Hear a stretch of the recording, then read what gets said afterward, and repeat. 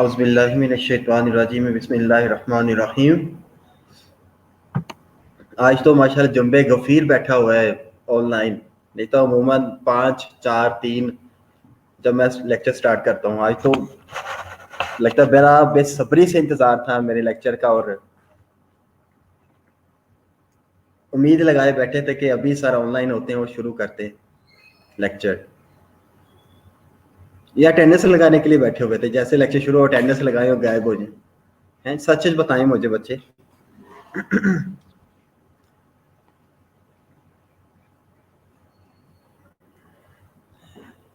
وعلیکم السلام بیٹا،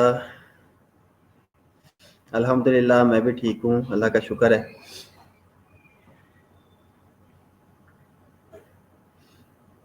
لیکچر کے انتظار میں بیٹھے یا اٹینڈنس کے انتظار میں بیٹھے تھے؟ پہلے تو آج میرا یہ سوال ہے۔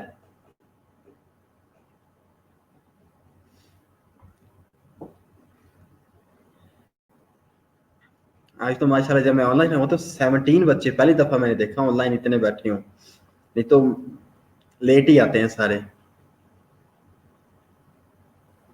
اچھا جی، ماشاءاللہ بڑی خوشی کی بات ہے میرے لیے، کہ فخر کی بات ہے کہ آپ مجھے سننے کے لیے، اس نکمے کو سننے کے لیے آپ انتظار میں تھے۔ میں 5 منٹ پہلے کوشش کی تھی آن لائن ہونے کی، لیکن تب سے لے کر اب تک ویبینار کے پرابلم آ رہا تھا انٹر روم ہونے میں، تو شکر ہے جلدی مسئلہ ریسولو ہو گیا۔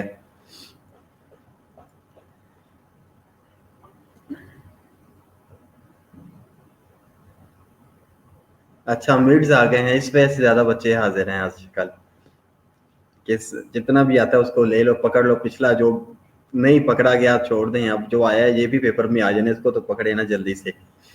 چلے اچھی سوچ ہے، جب بھی آئے اچھی سوچ جب بھی آئے اس کو ویلکم کرنا چاہیے۔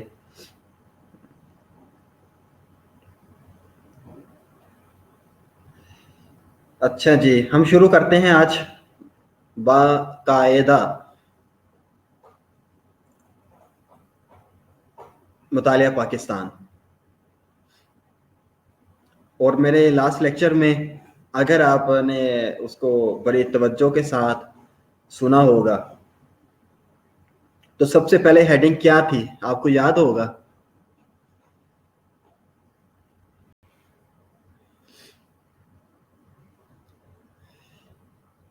اچھا، اس کو کیوں سارے ویلکم کریں جی، وہ مجھے بھی بتائیں۔ لاسٹ لیکچر میں ہمیں جو ہم نے پی پی ٹی پڑھا تھا، لیکچر کیا تھا، اس میں سب سے پہلا ٹاپک کیا تھا جو ہم نے کرنا تھا؟ میں نے آپ کو ٹاپکس کروا دیے تھے، بتا دیے تھے کہ یہ ہم مین سبجیکٹس ہیں جی۔ ڈیفینیشن تو نہیں تھی، ہاں ٹھیک ہے، ڈیفینیشن پہلی ٹاپک میں نہیں تھی، وہ تو شروع میں میں نے ایک سلائڈ دی تھی کہ مطالعہ پاکستان میں یہ چیز یہ ضروری ہے کہ پاکستان میں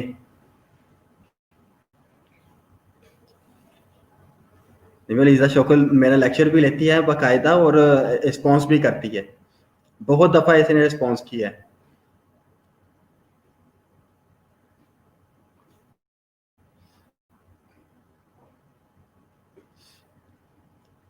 بھائی میرا لیکچر تو لینے آتی ہے۔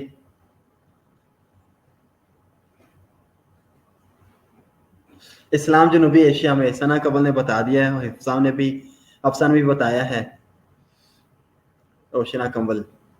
اسلام جنوبی ایشیا میں کیا سمجھ آتا ہے؟ جنوبی ایشیا کا مراد یہ ہے کہ یہ خشکی کے بعد 7 بڑے قطعات کہا جاتا ہے، 7 کنٹیننٹ کہا جاتا ہے دنیا میں، تو اس میں سے ایک کنٹیننٹ ایشیا ہے جو سب سے بڑا ہے۔ تو اس کے ایشیا کے جو ساؤتھ میں آتا ہے، نیچے والی سطح پر ساؤتھ میں جو ایریا آتا ہے وہ اس کو سب کنٹیننٹ بھی کہتے ہیں، اور سمال کنٹیننٹ بھی کہتے ہیں، مائنر کنٹیننٹ بھی کہتے ہیں۔ یہ بھی سمندر بحر الکاہل سے بحر ہند سے ملحقہ ایک اسٹیٹ بنی ہے، ساری خشکی کا علاقہ ہے سارا، اس کو ہند کہا جاتا ہے، ہندوستان بھی کہا جاتا رہا ہے۔ تو یہ ساؤتھ میں آتا ہے، ایشیا کے جنوب میں آتا ہے، جس کے لیے اس کو جنوب ایشیا کہتے ہیں۔ تو جنوب ایشیا میں اسلام آیا، کیسے آیا؟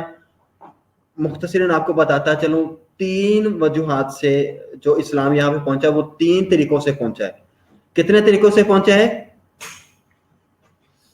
دوسرا تو پوچھا ہی نہیں. آپ تو بہت ایڈوانس ہوتے جا رہے ہیں روشن اور مہک.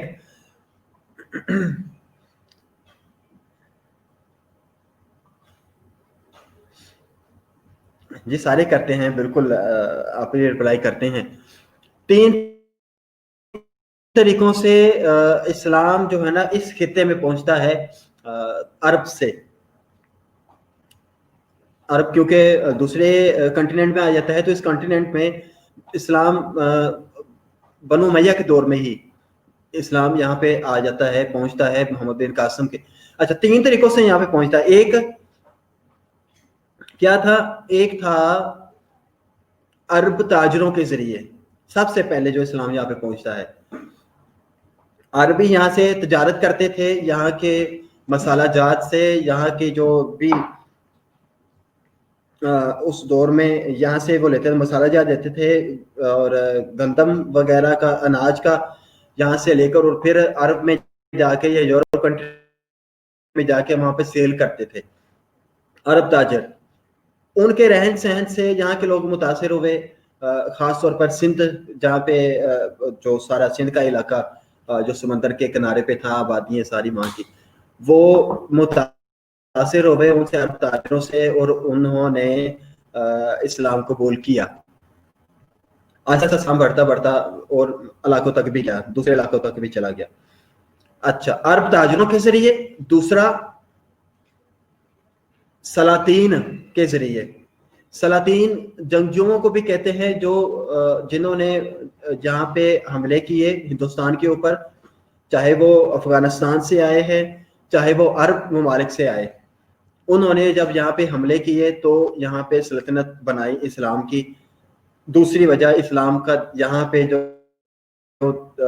دخول ہے, جو داخل ہونا ہے, وہ دوسری وجہ, دوسرا جو طریقہ کہہ لیں, دوسری وجہ کہہ لیں, وہ عرب تاجر تھے. دوسرا ذریعہ جو تھا یہاں پہ داخل اسلام پہنچنے کا جنوبی ایشیا میں, پہلا عرب تاجر, دوسرا سلاطین, سلطان سے بھی ہے. ٹھیک ہے, ان سلطان شہنشاہوں نے یہاں پہ حملے کیے. اچھا, تیسرا صوفیاء کرام سے. یہاں پہ ان کے تعلیمات سے, ان کے رہن سہن سے, انہوں نے اپنے علاقے سے مائگریٹ کیا, یہاں پہ آئے, اور یہاں پہ دین اسلام کی تبلیغ اور ترویج کے لیے اپنی زندگی وقف کر دی. صرف کام ہی نہیں کیا, اپنی زندگی انہوں نے اس کام کے لیے وقف کر دی. ٹھیک ہے, اور کئی ایسے تھے جنہوں نے شادیاں تک بھی نہیں کی, مال احباب سب کچھ وہاں پہ چھوڑا ہے, اور یہاں پہ آ کے صرف کیا کیا, درس و تدریس کا کام کیا, درس بھی دیا, اور بہت ساری کتب بھی لکھے جو آج بھی یونیورسٹیوں تک بھی پڑھائی جاتی ہیں. ایسے ایسے کام کیے انہوں نے, اور آج بھی وہ زندہ ہیں. یہ بالکل ذرا آپ نے بالکل صحیح بتایا ہے. عرب تاجروں کے ذریعے اسلام پھیلا, سلاطین کے ذریعہ سے, اور صوفیاء کرام کے ذریعہ سے اسلام پھیلا یہاں پہ جنوبی ایشیا میں. اب آپ کو کنسیپٹ سارا کلیئر ہو گیا ہے. آپ کو میں نے یہ لیکچر اس طرح سے رٹا دینا ہے کہ اس سے متعلقہ بہت سارے سوال پیدا ہوتے ہیں, سوال آ جاتے ہیں یونیورسٹی میں بعض دفعہ. اسلام جنوبی ایشیا میں اس سوال کی مختلف نوعیتیں ہوتی ہیں, جو برِ صغیر میں مسلمانوں کی آمد, یا برِ صغیر میں مسلمانوں سے متاثر ہونے والے ہندوؤں کا اسلام قبول کرنے کا جو رجحان تھا وہ کیا تھا, اس کے اسباب بیان کریں. مختلف اس طرح مختلف نوعیتوں کے سوال آ جاتے ہیں. کسی بھی نوعیت کا سوال آ جائے بچے جس نوعیت کا بھی سوال آ جائے, میں نے لیکچر اس طرح سے تیار کیا ہے, اس سے ریلیٹڈ, اس ہیڈنگ سے ریلیٹڈ اسلام جنوب ایشیا میں کوئی بھی کسی بھی نوعیت کا سوال آ جائے, آپ ہر نوعیت کا سوال کر سکتے ہیں, اس کا جواب انہی ہیڈنگ سے دیں گے جو میں نے اس کے اندر لکھی ہیں. ٹھیک ہے, اور آپ کو ہر بات سمجھ آ جائے گی, اور آپ کو ایسی رٹ جائے گی آج کی یہ لیکچر. اگر اس کو بعد آج اس لیکچر کے بعد بھی اگر آپ اس کو 2-3 دفعہ پڑھ لیں گے, نوٹس بنائیں اپنے پاس, ان نوٹس کو پڑھیں, بار بار دیکھیں, اس کے وہ لے لیا کریں, اسکرین شاٹ لے لیا کریں, یا پکچر لے لیا کریں جب تک لیکچر اپلوڈ نہیں ہوتا. ٹھیک ہے, 2-3 دفعہ پڑھنے سے یہ ہے کہ آپ کو یہ پکا, یہ تھوڑا سا مشکل سا سبجیکٹ ہے سمجھنے میں, لیکن جب آپ اس کو 2-3 دفعہ سے دیکھیں گے, اسی سبجیکٹ کو ریپیٹ کریں گے, از بر آپ کو یاد ہو جائے گا سارا. مریم شجر آپ نے کہا 3 علماء کرام سے, نہیں 3 علماء کرام تو اس سے تو نہیں آیا. اور صوفیہ تو سینکڑوں کی تعداد میں یہاں پہ آئے ہیں اپنے علاقے آبائی علاقوں کو چھوڑ کر، سینکڑوں کی تعداد میں. ابھی ہم پڑھیں گے ان کو آگے انشاءاللہ تعالی. بڑی انٹرسٹنگ ہے یہ والا آج کا جو لیکچر ہے نا، اس میں اسلام بھی ہے، اسلامیات بھی ہے، اور ساتھ تاریخ پاکستان بھی ہے. ٹھیک ہے، آگے چلتے ہیں. اگلا ہم شروع کرتے ہیں. پہلا جو سلائیڈ ہے، سبق کے مقاصد کیا ہے؟ ان اسباب کی نشاندہی جن کے باعث انشاءاللہ ان اسباب کی نشاندہی جن کے باعث بر صغیر کے لوگوں نے اسلام قبول کیا. وہ کون سے اسباب تھے؟ ان کی ہم نے نشاندہی کرنی ہے جن کے باعث جنوب ایشیا میں اسلام جو آیا اور بر صغیر کے یہاں کے مقامی لوگوں نے اسلام قبول کر لیا. کیا کیا اسباب تھے؟ اچھا ٹھیک ہے. اچھا، صوفیہ کرام کا بر صغیر میں اشاعت اسلام میں کردار. پہلے اسباب کی بات ہو رہی ہے، اور دوسری بات ہے صوفیہ. یہ ہمارا مقاصد ہے اس کو سمجھنے کے لیے. آج کے لیکچر کو ہم نے کیوں یہ لیکچر رکھا ہے، یہ کیوں ضروری ہے، اور اس لیکچر کو بتانے کے پیچھے اسباب کیا ہیں، مقاصد کیا ہیں. پہلا تو وہی ان اسباب کی نشاندہی کرنی ہے جن کے ذریعے سے یہاں کے مقامی لوگوں نے، یعنی ہمارے آباء و اجداد نے اسلام قبول کیا. دوسرا، صوفیہ کرام کا بر صغیر میں اشاعت اسلام میں کیا کردار ہے. تیسرا، بر صغیر کی تہذیب و تمدن کے فروغ میں مسلمانوں کی خدمات. دیکھیں بچے، بہت امپورٹنٹ بات میں آپ کو کرنے لگا ہوں، اور یہ بات بھی اگر آپ کو سمجھ میں آ گیا، ذہن میں بٹھا لے، آپ کو آج کا یہ لیکچر آدھا یاد ہو جائے گا جو میں ابھی آپ سے بات کرنے لگا ہوں. بر صغیر پاک و ہند میں مسلمان عرب تاجر کے ذریعے بھی آئے، اس کی شکل میں بھی آئے، مسلمان سلاطین کے شکل میں بھی آئے، اور صوفیہ کرام کی شکل میں بھی آئے. یہاں پہ مسلمانوں نے کم و بیش 712 میں محمد بن قاسم نے 712 عیسوی میں محمد بن قاسم نے یہاں پہ حملہ کیا، سنگھ میں دیبل کے مقام پر فتح کی، حاصل کی. اس کے بعد پھر سلسلہ جب شروع ہوتا ہے، ابھی ہم سارا کچھ آگے پڑھیں گے. ٹھیک ہے، اور 1857 کی جنگ آزادی تک مسلمانوں کی گورنمنٹ کسی نہ کسی شکل میں یہاں پہ برقرار رہی. تقریباً 1000 سال تک مسلمانوں نے یہاں پہ حکومت کی ہے بر صغیر کے اندر. 1000 سال تک کم و بیش. ہوتا یہ ہے کہ اب یہ دیکھیں کہ مسلمان سب سے پہلے اسلام کی جو شروعات ہوئی ہے یہاں پہ کس ذریعے سے ہوئی ہے؟ اسلام کی شروعات بر صغیر میں کیسے ہوئی ہے؟ کن کے ذریعے سے ہوئی ہے اسلام کی شروعات یہاں پہ؟ یہ تو اب آپ کو بتانا پڑے گا کہ آپ بیٹھے بھی ہوئے کہ سٹینڈرز لگا کے شو ہو گئے.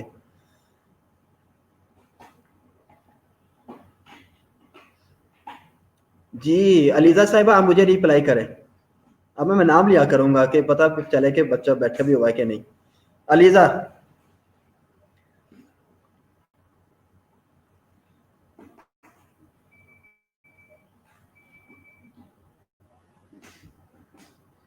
ہاں جی، عرب تاجروں کے ذریعے سے محمد بن قاسم. محمد ثاقب صاحب، آپ نے غلط بتا دیا ہے، آپ کا نمبر کٹ گیا.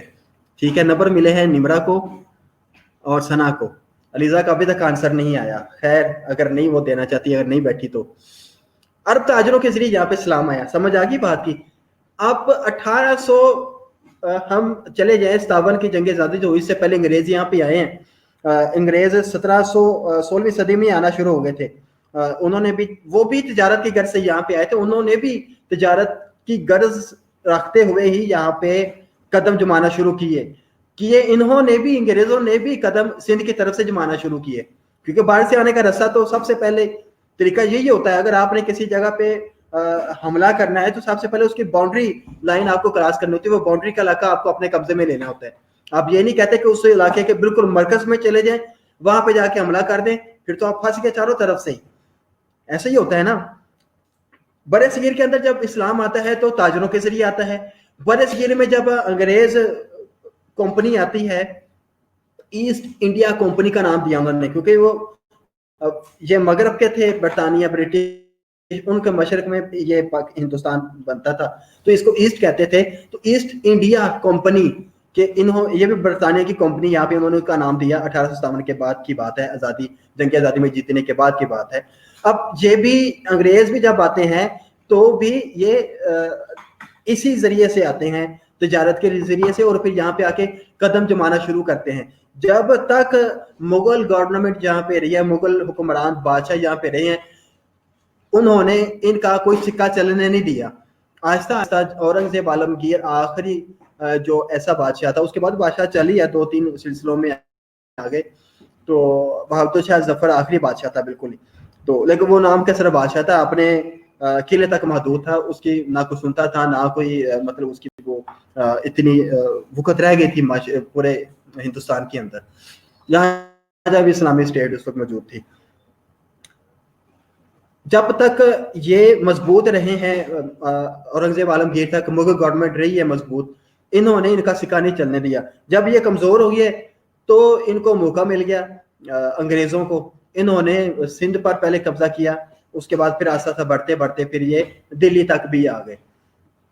ایک دو وجوہات اور بھی تھیں مسلم گورنمنٹ کو کمزور ہونے کے, ہم ابھی آگے پڑھیں گے وہ ساری, جس وجہ سے. اب یہ دیکھیں, آپ خود فیصلہ کریں بچے, تاریخ بھی بتاتی ہے مسلمان وہاں سے اپنے افغانستان سے آئے یا عرب ممالک سے, یہاں پہ حملہ بھی کیا, سلاطین بھی آئے, تاجر بھی آئے. مسلمانوں نے آ کے ہندوستان کو کیا دیا؟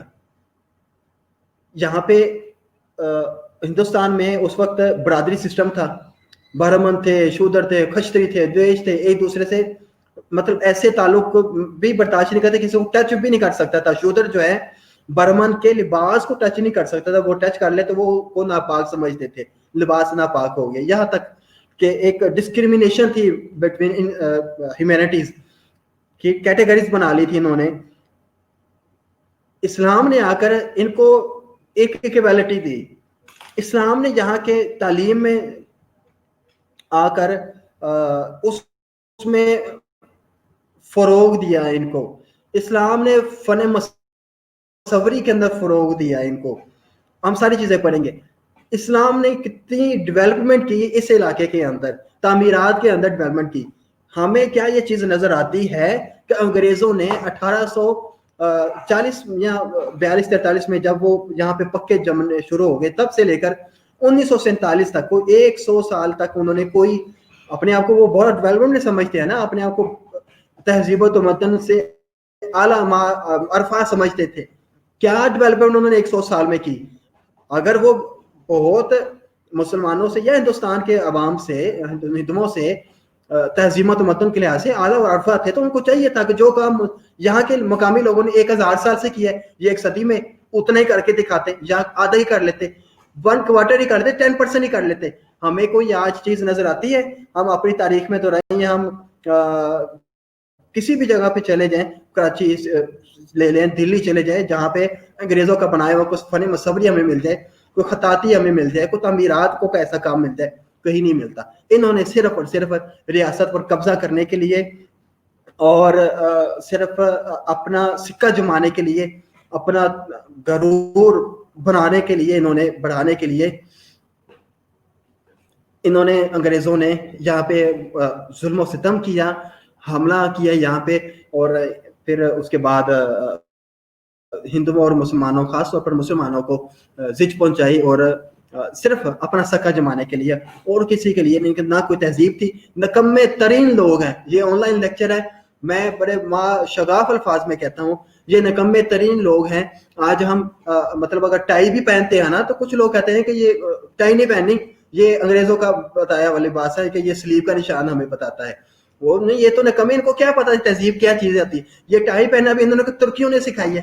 ترکی سلطنت عثمانیہ کے جو لوگ تھے, وہ سردی کے موسم میں مفلر رومال باندھتے تھے, کچھ انداز سے باندھتے تھے تاکہ ان کی نیک جو نا محفوظ رہے. وہی پھر سمٹتی اس کنڈیشن میں آ گئی, وہ ہم جس کو اب ٹائی کہتے ہیں, کہ ٹائی باندھتے ہیں ہم. تو یہ مطلب اس طرح کی یہ قوم تھی, ان کو کیا پتا تہذیب کا, تمدن کا, صرف کہنے کی باتیں تھیں, اندر کچھ بھی نہیں ہے. آج بھی آپ یورپ کنٹری میں چلے جائیں, میرے کچھ احباب دوست جاتے ہیں اور آتے ہیں, اور پھر وہ بات کرتے ہیں کہ جو سکون, جو تہذیب ہمیں یہاں پہ ملتی ہے, جو احساس ہمیں یہاں پہ ملتا ہے, وہاں پہ کچھ نہیں ہے ایسا. ٹھیک ہے, چلے میں اور طرف چلا گیا تھا. برے صغیر میں تہذیب و تمدن, آخری جو لائن ہے اس میں, برے صغیر کے تہذیب و تمدن کے فروغ میں مسلمانوں کی خدمات کیا ہیں. مسلمانوں نے بڑی خدمت کی ہے ہندوستان کے اندر آ کر.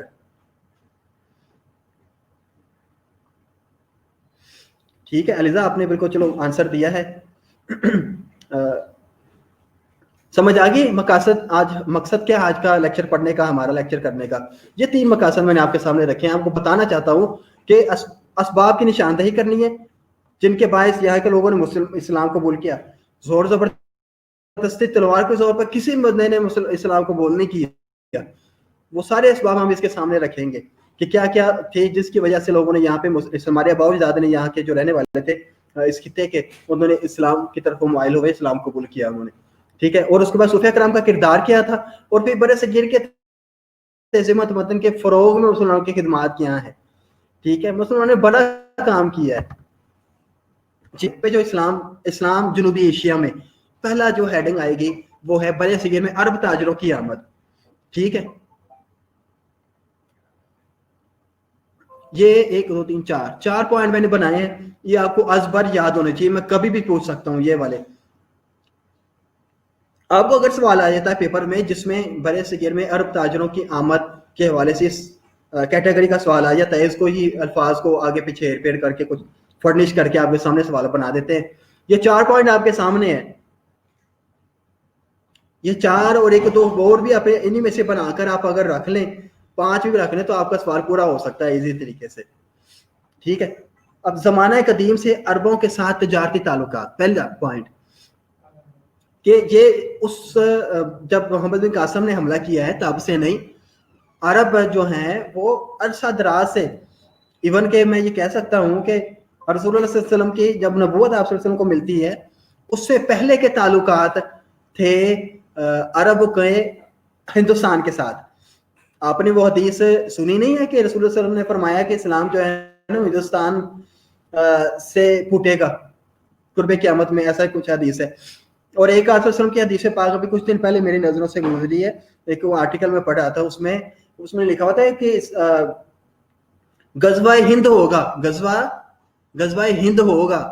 ٹھیک ہے. اور اس میں جو شرکت کریں گے ان لوگوں کی جو حیثیت ہوگی, جو مقام و مرتبہ ہوگا, وہ ہمارے اولین اصحاب کے برابر وہ لوگ ہوں گے.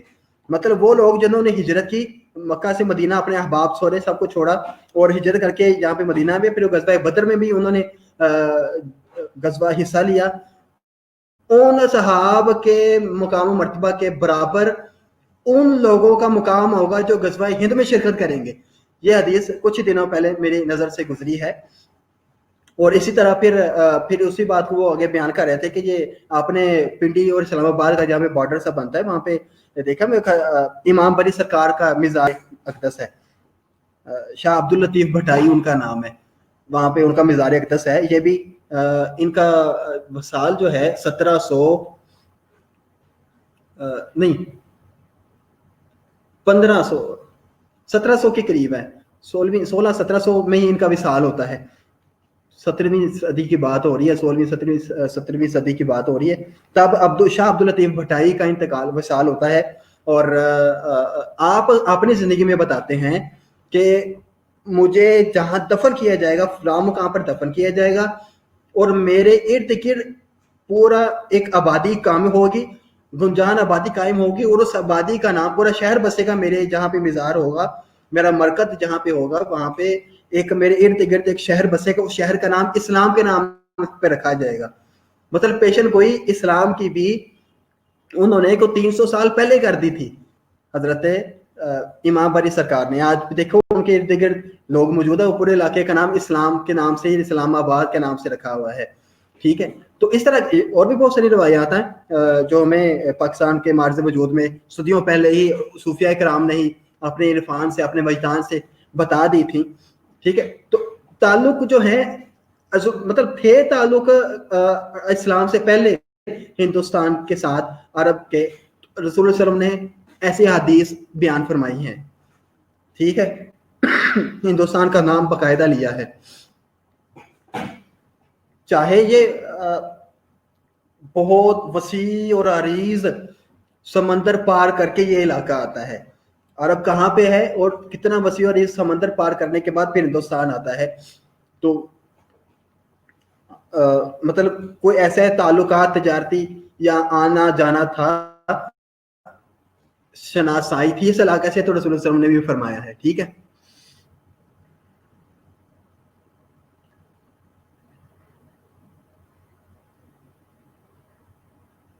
निमरा आपका भी माशाल्लाह काफी इस बारे में लगता है इल्म है, इरफान है आपको भी, अच्छी बात है।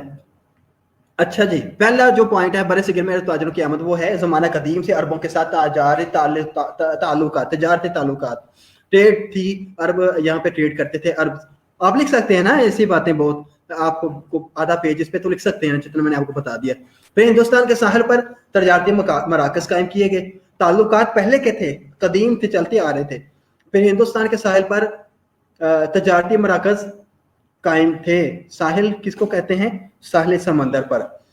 ठीक है, ये पूरी पट्टी जो चलती, जो हिंदुस्तान के जहां जहां पे समुद्र टच कर रहा है ना हिंदुस्तान के बॉर्डर को, पाकिस्तान से लेकर हिंदुस्तान सारा, मुख्तलिफ मुकामात पर पट्टी इनको वो आते थे। खासतौर पर सिंध का पूरा इलाका जो है ना, वहीं पे आके ये, क्योंकि हम अगर बाय एयर जाते हैं ना सऊदी अरब में जाते हैं, तो लाहौर से कराची की सिमत गामजन होता है हमारा एयरप्लेन जो है। ठीक है, और फिर हम नक्शा में भी देखें तो कराची से आके फिर समंदर पे चलता है, जू चढ़ता है, तो फिर घंटा 1.5 घंटा की उसकी समंदर के ऊपर से परवाज रहती है। फिर उसके बाद फिर अरब यूएई में दाखिल होता है जहाज, समंदर जो है। तो मतलब ये है कि वहां से जो लोग आएंगे यूएई की, सऊदिया की तरफ से, अरब के ममालिक की तरफ से, तो वो सीधा कराची सिंध वाले इलाके पे ही पहुंचेंगे। ठीक है, तो साहल पर तजारती मराकज कायम किए, अंग्रेजों ने भी ऐसे ही किया था, साहल पर तजारती मराकज कायम किए थे। लेकिन मुगल हुक्मरानों ने इनको आगे नहीं आने दिया, इनको अंदर कोशिश ही नहीं करने दी कि हमारे मामलात में दखल अंदाजी कर सकें। ठीक है, तो हिंदुस्तान मुसलमानों ने क्या किया, साहल पर तजारती मराकज कायम किए। फिर उसके बाद कबूल इस्लाम के बाद यही तजारती मराकज तबलीगी मराकज में तब्दील हो गए। समझ आ रही है बात की? पॉइंट लिख सकते हैं ना। कदीम ताल्लुकात थे, तजारती मराकज साहिल समंदर पर, और फिर यही तजारती मराकज तबलीगी मराकज में तब्दील हो गए। आसान है कि मुश्किल है?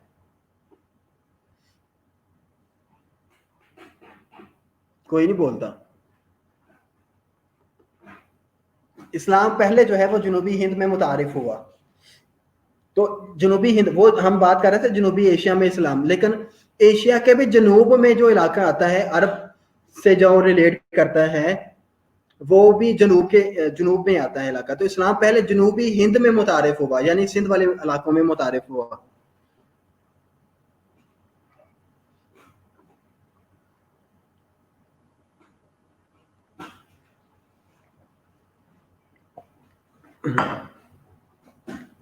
लुबैना बतूल साहबा के लिए मुश्किल है। लुबैना आप एक अच्छी स्टूडेंट है और हर बात पे आप रिप्लाई भी करती हैं। मैं आपके लिए दोबारा रिपीट कर रहा हूँ, शायद अब आपको समझ आ जाए, जिनको आवाज कट रही थी उनको भी शायद समझ आ जाए। जनूबी एशिया में हम आज पढ़ रहे हैं इस्लाम, जनूबी एशिया में यही पढ़ रहे हैं ना, इस्लाम जनूबी एशिया में कैसे आया। तो पहला जो पॉइंट इसका बनता है वो है, पहली वजह जब पहला जरिया जो बना यहाँ पे इस्लाम आने का, बड़े सगीर में अरब ताजरों की आमद। बड़े सगीर में पहले अरब ताजर आए जिनके जरिए से इस्लाम यहाँ तक पहुंचा। जमाना एक, उसमें हम अरब ताजरों की आमद में हम ये 4 पॉइंट्स मैंने लिखे हैं, बनाए हैं, आप इससे ज्यादा भी बना सकते हैं। 4 पॉइंट मैंने इसके अंदर बनाए हैं। अरब ताजरों की जो आमद हुई है यहाँ पे, ताजर जो अरब वाले थे, अरब ट्रेडर्स जो थे बड़े सगीर में। बस 1 मिनट से ना बच्चे जी। अस्सलाम वालेकुम रहमतुल्लाह वबरकातुहू। वालेकुम अस्सलाम। सॉरी, के जो मैसेज आ रहे थे मैंने पास किया है, आपको कितने टिकट चाहिए इससे? अच्छा, मैंने नहीं किया वैसे मैसेज, इससे किसी और ने शायद किया हो व्हाट्सएप पे। अच्छा अच्छा, वो फिर आप दूसरा नंबर पे ट्राई करें, 0300 6200 896। उसका नंबर सेम इसमें है, लेकिन वो व्हाट्सएप उसके भाई के मोबाइल पे है इसका, तो आप उस पर कर लीजिएगा। जी 0300 6200 896।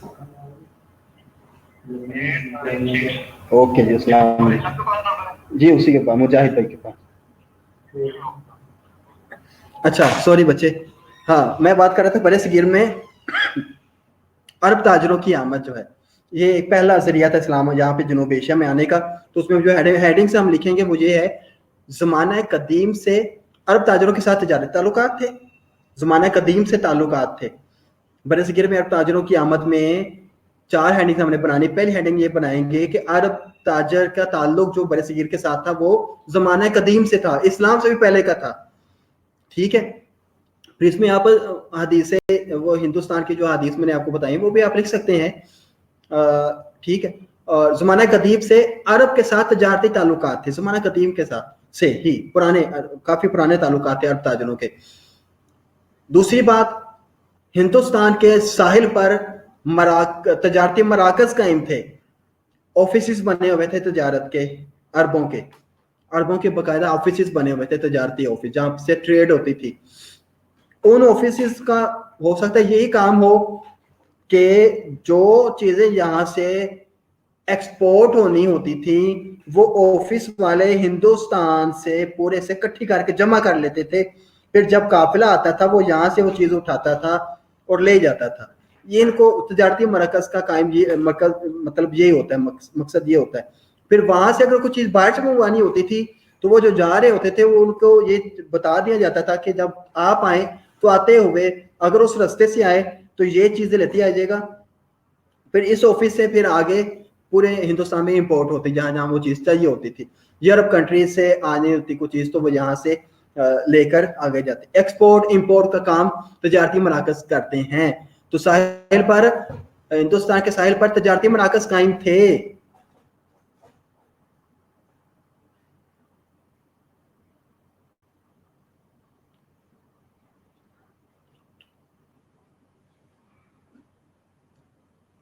बच्चे, मरियम सजर आप पॉइंट को समझी नहीं है, हम पॉइंट पर रहे हैं बड़े सगीर में अरब ताजरों की आमद। सूफिया इकराम की अभी बात नहीं कर रहे हैं हम, अभी वो करेंगे। अभी तो सिर्फ पहली जो हेडिंग है ना हम उस पर बात कर रहे हैं कि जनूब एशिया में 3 जराया से इस्लाम आया ना। पहला जराया था अरब ताजर। अरब ताजर तो थे, ये इनके कदीम ताल्लुकात थे। पहली बात है क्या थे, कदीम ताल्लुकात थे यहाँ हिंदुस्तान के साथ तजारती।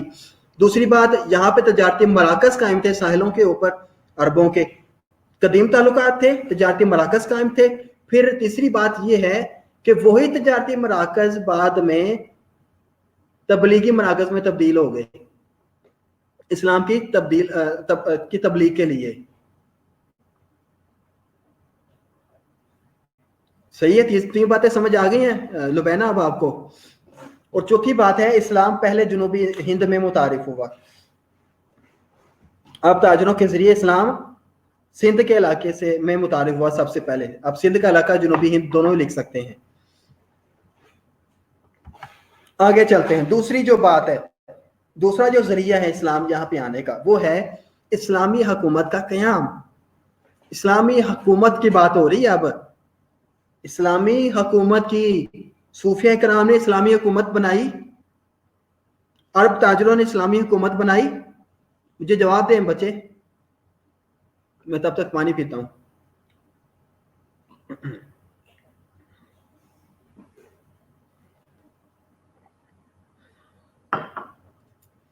बच्चे कुछ पूछ रहा हूं आपसे। इससे पहले हमने जो पहला जरिया पढ़ा था अरब ताजरों की आमद, उन्होंने इस्लामी हुकूमत बनाई यहाँ पे। रोशन ने कमल ने कहा है यस सर, जी सर, जी सर। मरियम सज्जर और लुबैना ने भी कहा है। और कोई बच्चा झूठ बोलेगा या गलत बयानी करेगा, अभी लिखना चाहता है कोई गलत?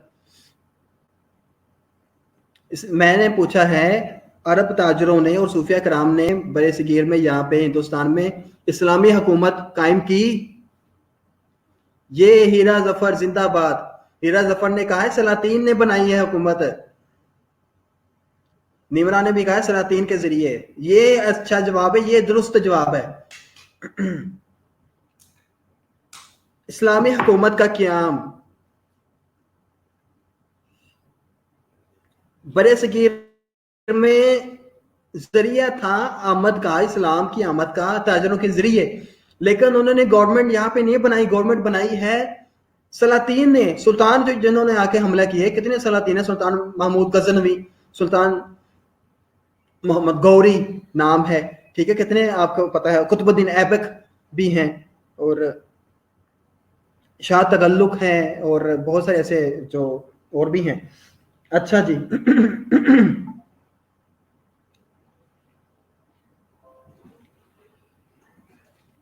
اسلامی حکومت کا جو قیام تھا وہ, میں نے آپ کو یہ چیزیں جو میں نے آپ کو پوائنٹ بنائے ہیں نا, کہیں نہیں ملیں گے کسی کتاب میں. یہ میں نے مختلف کتابوں سے اکٹھے کر کے یہ چیزیں آپ کے سامنے رکھی ہیں. اگر ابھی آپ کبھی بھولے تو پھر آپ نے میرا حق ادا نہیں کیا, جو میں اتنی محنت اور گلا پھاڑ پھاڑ کے آپ کو, اور اتنی محنت اور رات لگا لگا کے آپ کے لیے تیار کرتا ہوں. آپ کو یہ ازبر یاد ہونے چاہیے. اسلام جنوبی ایشیا کی جب بات ہو, فوری طور پر آپ کے ذہن میں 3 باتیں آ جانی چاہیے. پہلی یہ کہ اسلام جو ہے وہ عرب تاجروں کے ذریعے یہاں پہ پہنچا, لوگ متاثر ہوئے. اسلام جو ہے وہ سلاطین کے ذریعے یہاں پہ پہنچا, لوگ متاثر ہوئے, اور قبضہ بھی ہوا, گورنمنٹ بھی بنائی گئی, حکومت بنائی گئی. اور اسلام جو ہے صوفیہ کرام کے ذریعے یہاں پہ پہنچا. 3 چیزیں آپ کو یاد ہونی چاہیے اسلام جنوبی ایشیا میں. جب آپ کو یہ 3 چیزیں یاد ہوں گی, پیپر میں 100 طرح کا سوال آ جائے, آپ اس پہ کر دیں گے, مت مار دیں گے سوال کہ آپ اتنا لکھ دیں گے. سمجھ آ گئی ہے بچے؟ یہ حق آپ نے ہمیشہ ادا کرنا ہے. میں بڑی محنت کرتا ہوں آپ کے اوپر, یہ سچی بات ہے. اپنا میں امپورٹنٹ کام اپنے چھوڑتا ہوں بہت زیادہ, اور بہت پیچھے چلا گیا ہوں میں اپنے جو میرے ذاتی کام ہے اپنے اسٹڈی کے حوالے سے بھی. لیکن آپ جو ہے نا وہ سوئے ہوتے ہیں, پتہ نہیں جو پوچھتا ہوں اتنی دیر بعد آپ جا کے جواب دیتے ہیں. ٹیسٹ میں پتہ چل جائے گا, میں نے لینا نا ٹیسٹ آپ کا. اچھا, میں مختلف انداز سے سوال پوچھوں گا, پھر آپ کو پتہ چلے گا کہ بتانا کیا ہے, کیسے بتانا ہے. اسلامی حکومت کا قیام, دوسری بات ہے عرب تاجروں کے بعد اسلامی حکومت یہاں پہ بنتی ہے. اب اسلامی حکومت, آپ غور سے سنیے گا میری بات. سب سے پہلے 712 میں عیسوی میں, اب کون سا سال جا رہا ہے 2020, اور حکومت مسلمانوں کی 1857 کی جنگ آزادی, 1857 کی جنگ آزادی سے پہلے مسلمان کی حکومت رہی ہے. 1000 سال پیچھے چلے جائیں ہم, 712 عیسوی میں محمد بن قاسم نے پورے سندھ سمیت ملتان تک علاقہ فتح کر کے بنیاد رکھی. ٹھیک ہے, سندھ کی طرف سے داخل ہوا, سمندر پار کیا, سمندر کے بعد اس کے بعد دریائے سندھ بھی پار کیا, اور ملتان تک آ کے محمد بن قاسم نے 712 عیسوی میں علاقہ فتح کر کے اس کے بنیاد رہی ہے. اسلامی حکومت کی بنیاد کی بات ہو رہی, یہاں پہ عرب تاجروں کی بات نہیں ہو رہی. سمجھ آ رہی ہے بات کی؟ 712 میں سب سے پہلے اسلامی حکومت کا جو قیام ہے, محمد بن قاسم نے سندھ سمیت ملتان, میں نے یہ ہائی لائٹ کیے ہیں نام بھی اور علاقے بھی, آپ یہی ذہن میں بٹھا لیں, تاریخ, نام اور علاقہ, تاریخ, نام اور علاقہ. آپ 3 چیز یاد ہوں, آپ بیچ میں جو مرضی آپ لکھ دیں, 10 لائنیں لکھ دیں ان کے اوپر, کوئی کچھ نہیں بولے گا, آپ نے چیز تو صحیح لکھی ہے نا. 712 میں محمد بن قاسم, اور علاقہ ہے سندھ سے ملتان تک. سمجھ آ گئی ہے؟ اس کے بعد 300 سال بعد جا کر, 3 صدیوں کے بعد, 300 سالوں میں کوئی یہاں پہ سلطان نہیں آیا, سلاطین نہیں آئے, کوئی حملہ نہیں آیا یہاں پہ. ٹھیک ہے, تو پھر یہاں پہ محمود غزنوی نے افغانستان, غزن علاقہ ہے, غزنی علاقہ ہے افغانستان کا, وہاں سے محمود غزنوی نے ہندوستان پر 17 حملے کر کے 300 سال بعد, میں نے ایگزیکٹ ڈیٹ یہاں پہ نہیں لکھی کیونکہ یہ ایک سال میں 17 حملے نہیں ہوئے, مختلف سالوں میں ہوئے ہیں. ٹھیک ہے, بار بار آتا رہا ہے. اس نے 17 حملے کیے محمود غزنوی نے 300 سال بعد.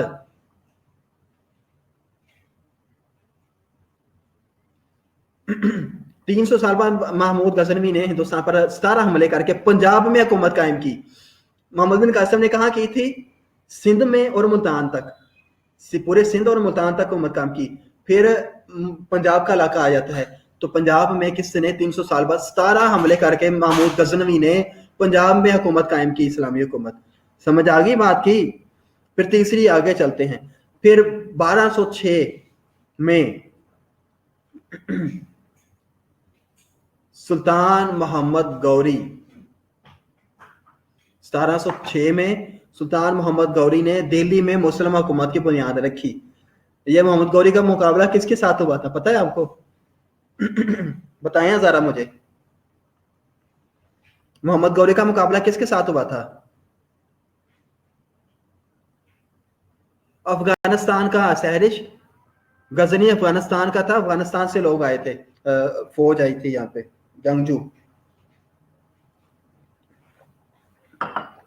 मुस्लिम हुकूमत कायम करने के लिए।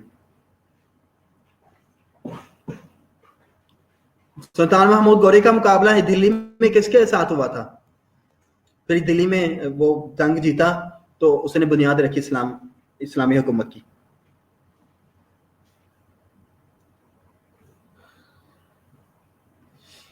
बुआइस, साकिब, अली हमजा,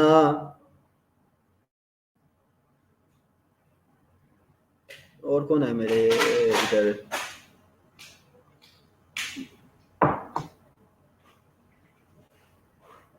कासिम नहीं मालूम। चलो शुक्र है या अल्लाह, कोई तो जवाब आया आपकी तरफ से।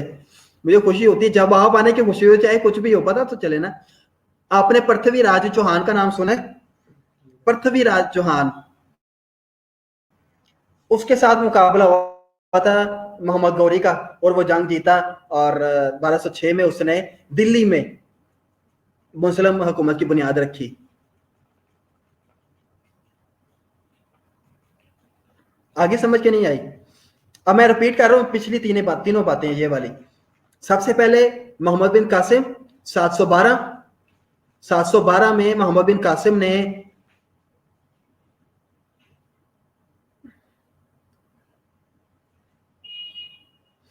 हिंदुस्तान का नाम है, कुछ भी हो सकता है, हिंदुओं का नाम है।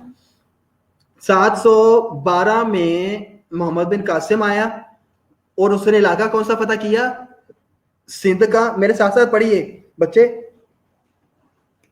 इस्लामी हुकूमत का क़याम जो इधर बरसगीर में हुआ, इस्लामी हुकूमत का क़याम, सबसे पहले हम लिखेंगे 712 में मोहम्मद बिन कासिम ने, इलाका है सिंध पूरा लेकर और मुल्तान तक। दूसरी बात हम करेंगे 300 साल बाद महमूद गजनवी, सुल्तान महमूद गजनवी, और इलाका है पंजाब में हुकूमत कायम की। महमूद 300 साल बाद 300 साल बाद सुल्तान महमूद गजनवी 17 हमले किए और पंजाब में हुकूमत कायम की। तीसरी जो बात हमने की है वो है 1206, और नाम है मोहम्मद गौरी, सुल्तान मोहम्मद गौरी, और इलाका कौन सा है? दिल्ली। दिल्ली को पाया तख्त बनाया उसने, बुनियाद रखी इस्लामी हुकूमत की। तीनों बातें होगी। अब हम आगे चौथी बात की तरफ चलते हैं। उसके बाद फिर 1206 के बाद फिर 100 साल बाद मजीद अलाउद्दीन खलजी ने दक्कन फतह किया, जिसे आजकल हैदराबाद दक्कन का नाम भी दिया जाता है, दक्कन कहते हैं। दक्कन फतह करके मुस्लिम हुकूमत कायम की। ठीक है, ये भी हिंदुस्तान का इलाका है, बल्कि एक रियासत है, पूरी रियासत है।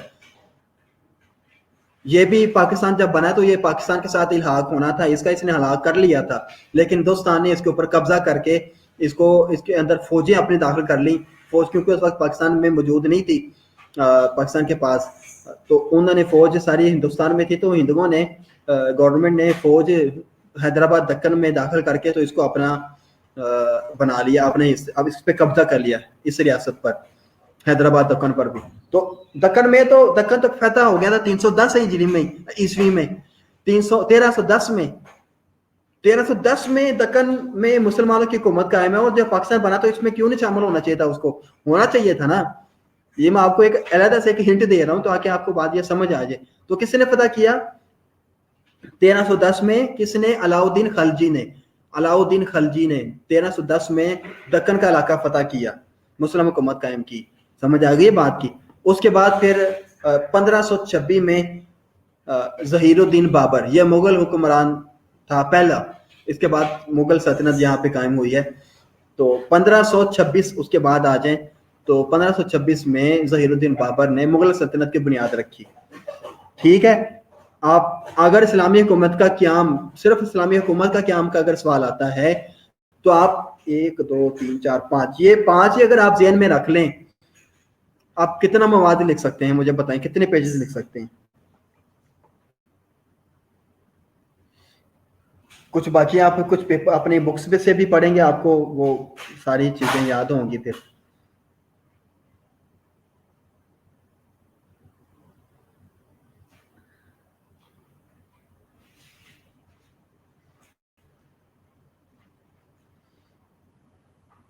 चले जी, आगे चलते हैं।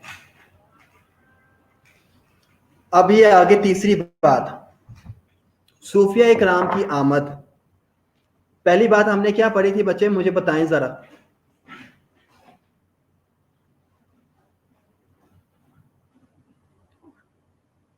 अगर आपको मेरी आवाज आ रही है और समझ आ रही है, सूफिया इकराम की आमद, हम ये हेडिंग पढ़े। पहली हेडिंग हमने क्या पढ़ी थी? पहला जरिया क्या था? इस्लाम जनूबी एशिया में इस्लाम जो आया, पहला जरिया क्या था? इस्लाम जनूबी एशिया में पहला जरिया मुझे बताएं पहले।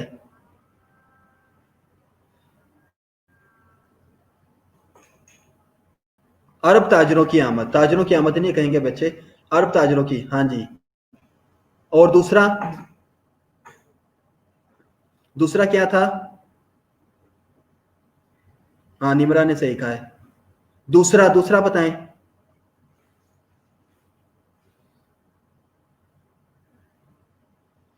दूसरा जरिया क्या था इस्लाम का?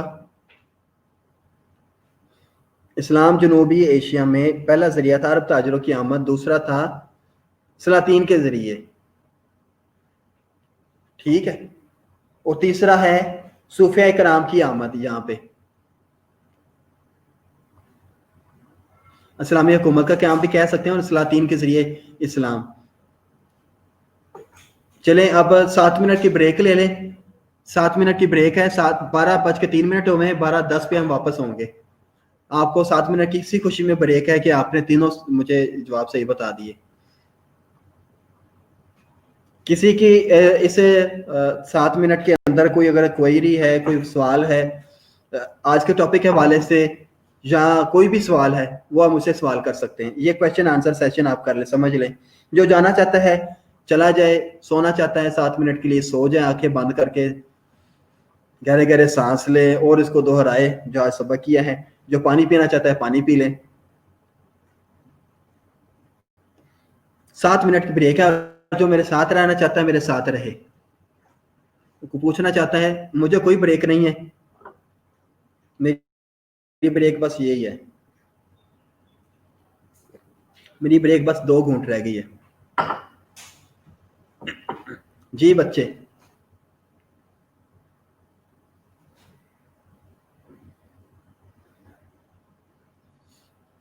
ये भी बड़ा इंटरेस्टिंग टॉपिक है। अभी हम पढ़ेंगे ये वाला सूफिया कराम की आमद जो है।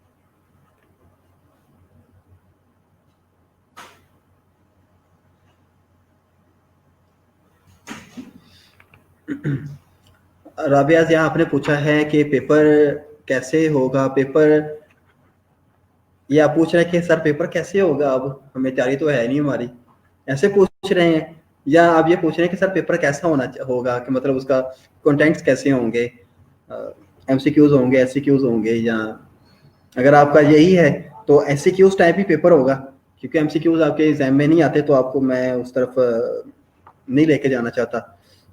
आपको तैयारी करनी है एग्जाम के, आपको तैयारी करवानी है मैंने यूएचएस के लिए, तो वही पैटर्न आपको दूंगा जो यूएचएस में आता है। कुरान आयात भी होंगी, सीरत का सवाल भी होगा, और मुतालिया पाकिस्तान का भी सवाल होगा। और हमने क्या पढ़ा है अभी तक? आदि सब भी हमने शुरू नहीं की है। सीरत और कुरान आयात, बस ये दो ही रखे हैं आप। नहीं होगा राबिया ज़िया बेटा।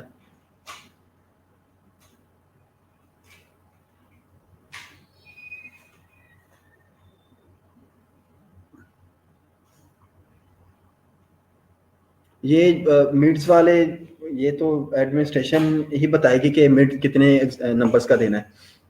मैंने आपको कुछ जो भी मतलब कुरान याद देनी है या सीरत देनी है, वो मैंने आपको देनी है, चाहे मैंने नंबर छोटा पेपर है, मतलब पेपर लेंथी ही होगा, आपको इतना लेंथी भी नहीं होगा कि आप उस मुकर्ररा वक्त में कर ना सकें। वाइवा भी होगा, तो पेपर मार्क की डिवीजन जो है ना, ये इन्होंने करनी है। आपने जो सवाल आपसे पूछेंगे आपने उसका जवाब देना ही देना है। इसमें कौन सा वो है, रिलैक्सेशन नहीं होगी। शायद मैं कुछ एक दो रिलैक्सेशन इसमें रख लूँ, ऑप्शंस आपके लिए चॉइस रख दूँ, तो वैसे होती नहीं है, रख दूंगा आपके लिए चॉइसेस। इस तरह से आपने पेपर करना है, चाहे मार्क्स पर जैसे भी हो, चाहे 2 नंबर का हो सवाल, चाहे 10 नंबर का हो, करना तो आपने है ही है।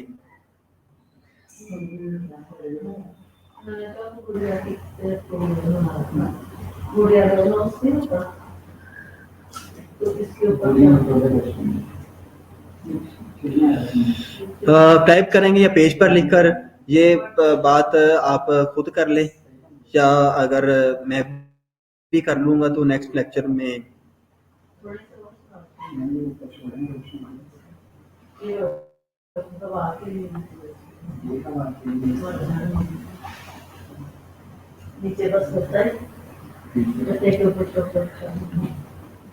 वाइवा में मैं ऐसे क्वेश्चन पूछूंगा जैसे आप पूछता हूँ, मुंह से पूछूंगा और पूछूंगा ये बताएं मुझे जरा।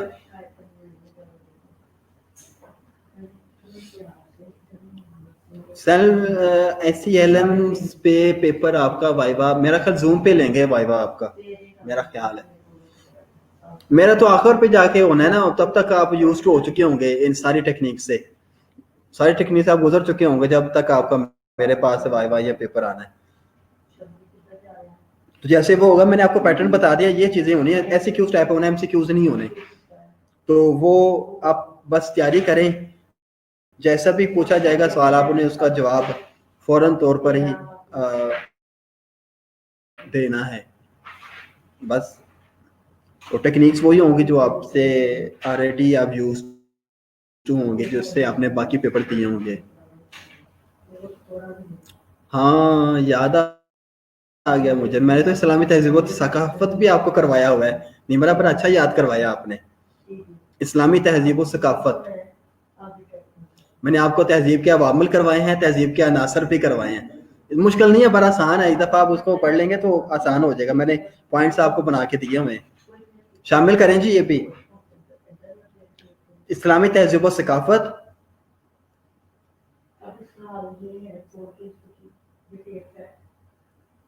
अगर करना चाहते हैं तो कर लें, नहीं तो फिर हम इसको, इसका मैंने आपका टेस्ट भी आपसे ले लिया होगा ना वैसे, कि नहीं लिया हुआ इस्लामी तहजीब और सकाफत का टेस्ट? अगर नहीं लिया तो इसको फिर शामिल कर लें।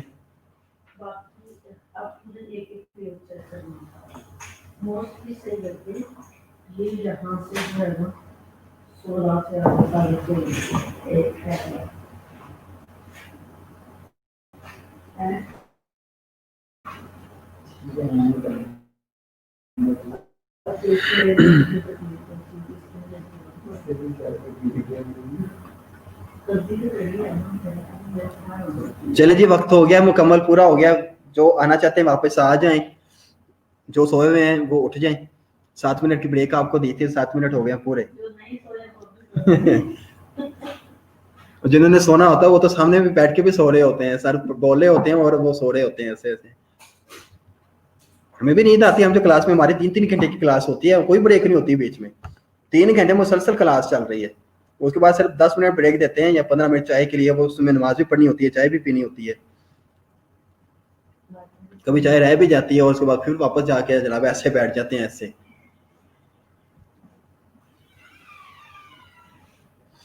चलें, अगर तहजीब सकाफत नहीं करना तो हम नहीं उसमें शामिल करते।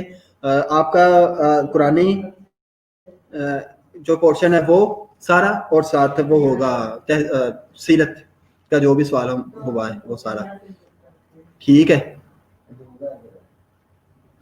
चलें जी, आगे चले, हम बैठते हैं आगे। हम बात कर रहे थे सूफिया इकराम की आमद जो है यहाँ पे बड़े सगीर के अंदर।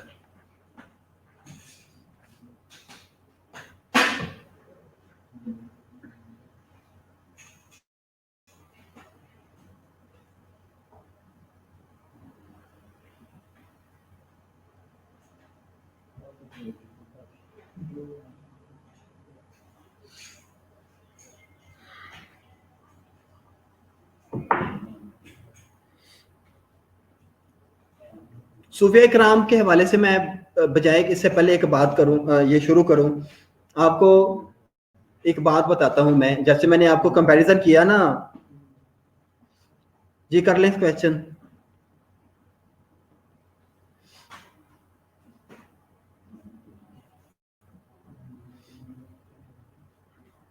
नीमरा, आप क्वेश्चन करना चाह रही थी, बताएं।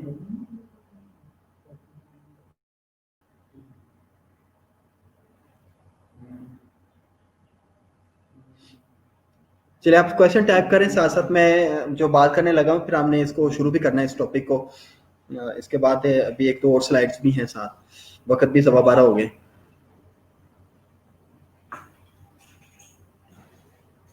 हाँ जी बिल्कुल, सीरत में आएगा फतह मक्का, फतह मक्का के असबाब, फतह मक्का के असरात क्या थे, वो जो वाकयात फतह मक्का के कैसे हुआ, ये तीनों चीजें।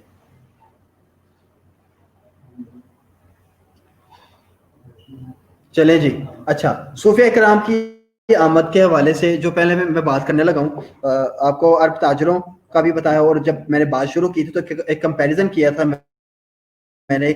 इस्लाम जब रसगीर पे आता है तो उसने क्या नक्श यहाँ पे छोड़े, 1000 साल की गवर्नमेंट करने के बाद, हुकूमत करने के बाद क्या नक्श छोड़े आपके सामने है। खुली आंखों से देखें, बंद आंखों से देखें, आपको यकीन आ जाएगा कि यहाँ पे कोई तहजीब वाले लोग यहाँ पे आए हैं। पहले ये तहजीब नहीं थी, यहाँ की कोई तहजीब नहीं थी, इनको महजब बनाया, तहजीब दी कि इन्होंने मुसलमानों ने बड़े सगीर को अरूज पर लेके गए, इसकी तहजीब को बहुत ऊपर लेकर गए, जिसको फिर तहजीब से को ने दिलकशी, तहजीब की दिलकशी ने मुतासर किया मगरब को, बरतानिया को, फिर वहां के अंग्रेजों ने यहाँ पे आके कदम जमाने शुरू किए, और फिर जिस तरह से उन्होंने फिर किया, वो 100 साल में उन्होंने क्या दिया यहाँ पे, स्वाए जुल्म के, जबर के, जुल्मत के अंधेरे यहाँ पे उसने रखे। ये मैंने आपको एक कंपैरिजन दिया। दूसरी बात, अभी जो सूफिया कराम के हवाले से बात करने लगा हूँ शुरू करने से पहले, वो ये कि आप ये सोचे, आप ये देखें कि मुस्लिम गवर्नमेंट का जवाल आता है, हुकूमत का जवाल आता है 1798 सदी में शुरू हो जाता है जवाल। 1710 में औरंगजेब आलमगीर की वफात के बाद पक्का जवाल आ जाता है। जवाल इससे पहले ही तकरीबन शुरू हो चुका होता है। अच्छा, जवाल आने की वजह क्या थी और इस्लाम को अरूज तक लेके जाने की वजह क्या थी? इस्लाम अरूज तक पहुंचा और फिर जब जवाल आना शुरू हुआ तो उसकी वजह क्या थी? उसकी वजह कोई और नहीं थी, बड़ी बड़ी जो वजूहात थी वो सूफिया इकराम को जो इज्जत और शरफ पहले दिया जाता था, जिस दौर में आप तारीख उठाकर देख लें, जिस दौर में सूफिया इकराम को इज्जत और शरफ दिया जाता रहा है, उस दौर में, जिस दौर में तसव्वुफ अपने अरूज पर रही है बड़े सगीर के अंदर, उस दौर में मुस्लिम हुकूमत अरूज पर रही है। جب تصوف کو زوال آیا ہے، صوفیہ کرام کو انہوں نے جیلوں کے اندر بند کر دیا. مجدد الافسانی رحمۃ اللہ علیہ کی مثال آپ کے سامنے ہے، کئی دفعہ ان کو بند کیا، کئی سالوں کے لیے بند کر دیا. وہ بھی بہت ساری مثالیں موجود ہیں آپ کے سامنے. جب انہوں نے صوفیہ کرام کو کی تذلیل شروع کی، ان پر جبر کرنا شروع کر دیا. یہ اللہ کے بڑے نیک بندے ہوتے ہیں. جب ان کے اوپر ظلم و ستم شروع کیا تو اس مسلم سلطنت جو تھی وہ آہستہ آہستہ آہستہ زوال کی طرف جانا شروع ہو گئی. صوفیہ کرام کی اتنی پاور تھی، یہ گدری میں رہنے والے، سادہ زندگی گزارنے والے، عام لباس پہننے والے، چادروں میں رہنے والے شخصیات جو ہیں، انہوں نے، ان کے دل صاف ہوتے تھے، پاک ہوتے تھے. ان کے دل جو ہے وہ اتنے پاورفل ہوتے تھے. حقیقت کی جو زبان ہے، جو نشانیاں کائنات کے، جو نشانیاں جو کائنات کی روح ہے، ان کو سمجھنے والے یہ لوگ ہوتے تھے. جب تک یہ ان کا عروج رہا ہے بڑے صغیر کے اندر، مسلم حکومت عروج پر رہی ہے. جب ان کو ان کی تذلیل شروع کی ہے یہاں کے حکمرانوں نے اپنی ذاتی مفادات کی خاطر آ کر کسی وجہ سے بھی، تو ان کو وہ آنا گیا. ٹھیک ہے بچے، میں تھوڑی سی جگہ چینج کروں گا، مجھے لگتا ہے اس کی بیٹری ختم ہو رہی ہے، ساتھ ساتھ بیٹری بھی لگانی ہے.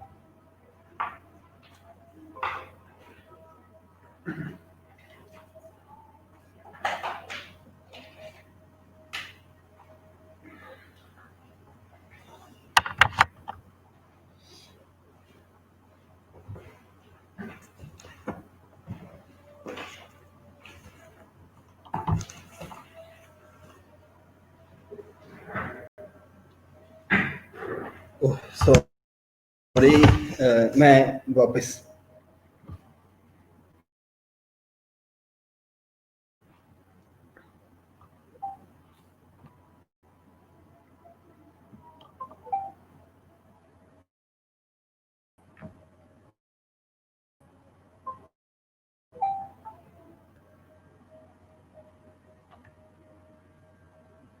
اچھا، صوفیہ کرام کی آمد کے بارے میں ہم پڑھے تھے. اچھا، بات آپ کو سمجھ آ گئی ہے.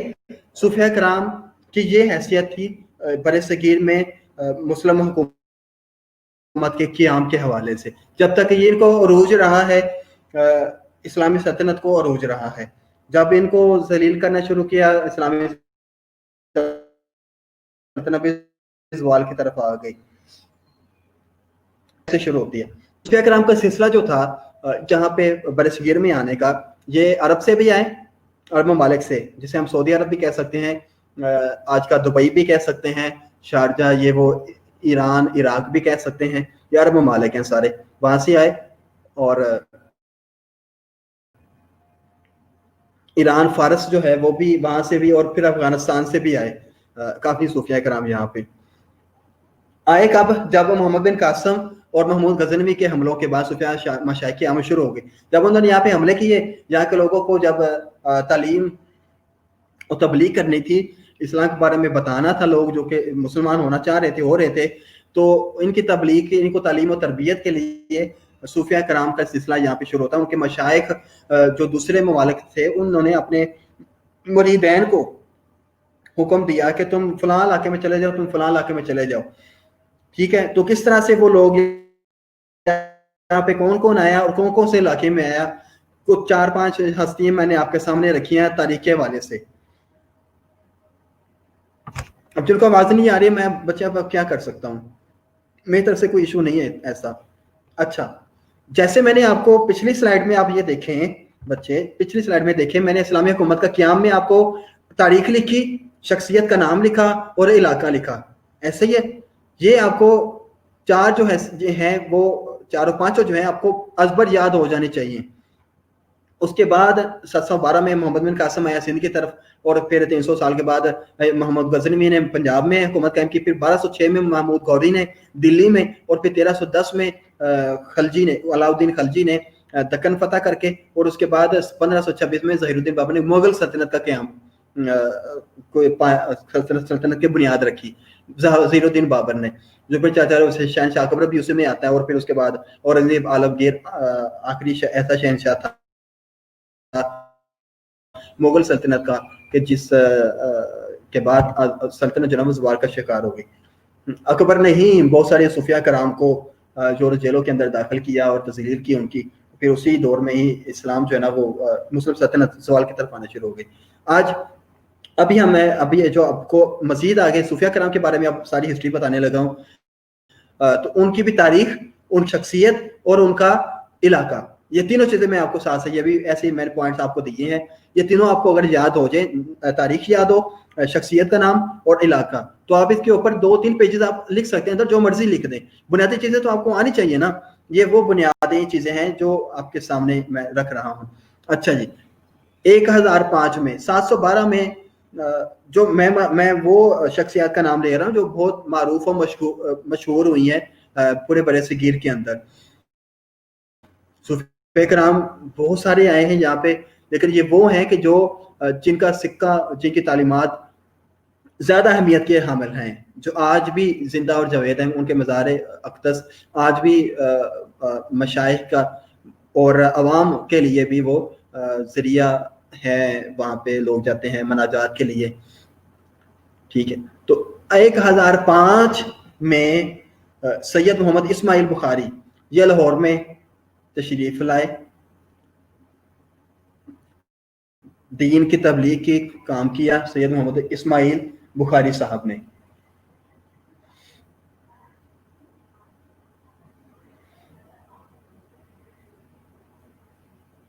और उसके बाद जो है 1039 में दाता अली हुजवेरी रहमतुल्लाह अलैह भी लाहौर तशरीफ लाए, और इन्होंने दाता अली बिन उस्मान अल हुजवेरी, ये अल मारूफ दाता गंज बख्श के नाम से मशहूर हैं। दाता गंज बख्श जो मज़ार अक़दस आपको पता होगा ना लाहौर में है, तो बाटी गेट के करीब इनका मज़ार है, वहीं पे ही जहाँ पे इनका मज़ार है वहीं पे इन्होंने अपना खानकाह बनाई, वहीं पे रहे, सादा जिंदगी गुजारी, गदरी पहनते थे। तो 1039 में ये लाहौर तशरीफ लाए। अच्छा, इनके बारे में आपको एक बात बताता चलूं, इनके शेख ने इनको कहा फरमाया कि आप जाएं वहां पे लाहौर में चले जाएं।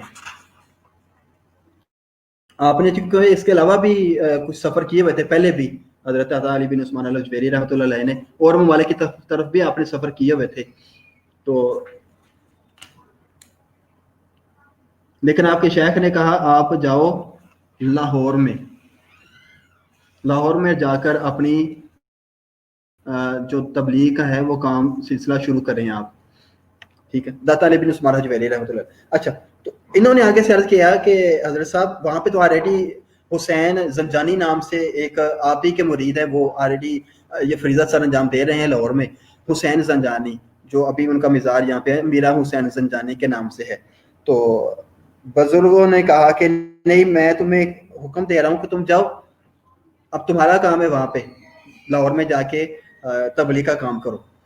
आप अपने शेख की नसीहत पर, हुक्म पर तशरीफ ले आते हैं लाहौर में, और रात को आप पहुंचते हैं लाहौर में। जब फजर के लिए आप निकलते हैं बाहर, तो आप जब बाहर निकलते हैं तो आप देखते हैं कि बाजार से एक जनाजा जा रहा होता है। फिर पूछते हैं किसी बंदे की किसका जनाजा, ने कहा ये मेरा। पहुंचते हैं तो आपके पहले जो यहाँ पे फराइज अंजाम दे रहे थे वो उनका इंतकाल हो जाता है, विसाल हो जाता है उनका। ठीक है, 1039 में। तो यहाँ पे मैंने मीरा हुसैन जंजानी का नाम तो नहीं लिखा, लेकिन क्योंकि मैंने वो नाम लिखे हैं कि जिनकी अहमियत है हमारी बुक्स के अंदर भी, और इनके नामों से हर बंदा शनासाई रखता है। जब आप पेपर में वो नाम लिखें कि जो बंदों को पता है, उनकी तारीखें भी लिखेंगे, तो वो पेपर पढ़ने वाला भी कहेगा इसने वाकई कुछ ना कुछ पढ़ा हुआ है। आप ऐसे नाम लिख देंगे कि जो शायद उसकी फरासत फहम में ना हो, वो कहेंगे इसने पता नहीं किस किस बंदे के नाम लिख दिए। तो जो मारूफ और मशहूर नाम है, जिनकी अहमियत भी है किताबों में भी और उनके कामों के हवाले से भी,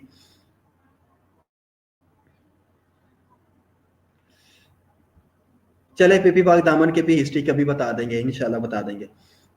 ठीक है, अच्छा जी, तो 1039 में सैयद मोहम्मद इस्माइल आए, और फिर कोई 34 साल बाद, 34 ईयर्स के बाद दाता अली बिन उस्मान हुजवेरी भी लाहौर में तशरीफ लाए। इन्होंने भी लाहौर में ही अपना मरकज बनाया तबलीग का।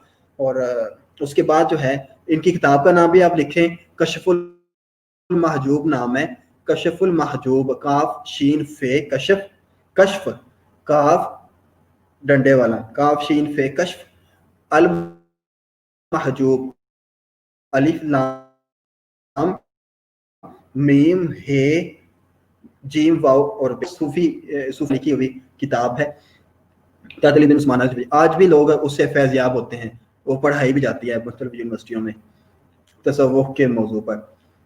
اچھا اس کے بعد ہے 1206 میں پھر بہاؤالدین ذکریہ، ان کا تعلق ملتان اور سندھ تک کا ہے. ان کی تعلیمات جو ہیں وہ ملتان نے شروع کیا اور پورے سندھ تک آپ کی تعلیمات اور تبلیغ کا سلسلہ جاری اور ساری رہا. بہاؤالدین ذکریہ، ہم نے سے پہلے سلاطین کے حوالے سے پڑھا تھا کہ محمد بن قاسم آئے تھے سندھ سے ملتان تک، ٹھیک ہے. بہاؤالدین ذکریہ ملتان سے سندھ تک، ٹھیک ہے. یہ بات بولے گی نہیں، یہ 1206 میں ہے، وہ 1712 میں تھا.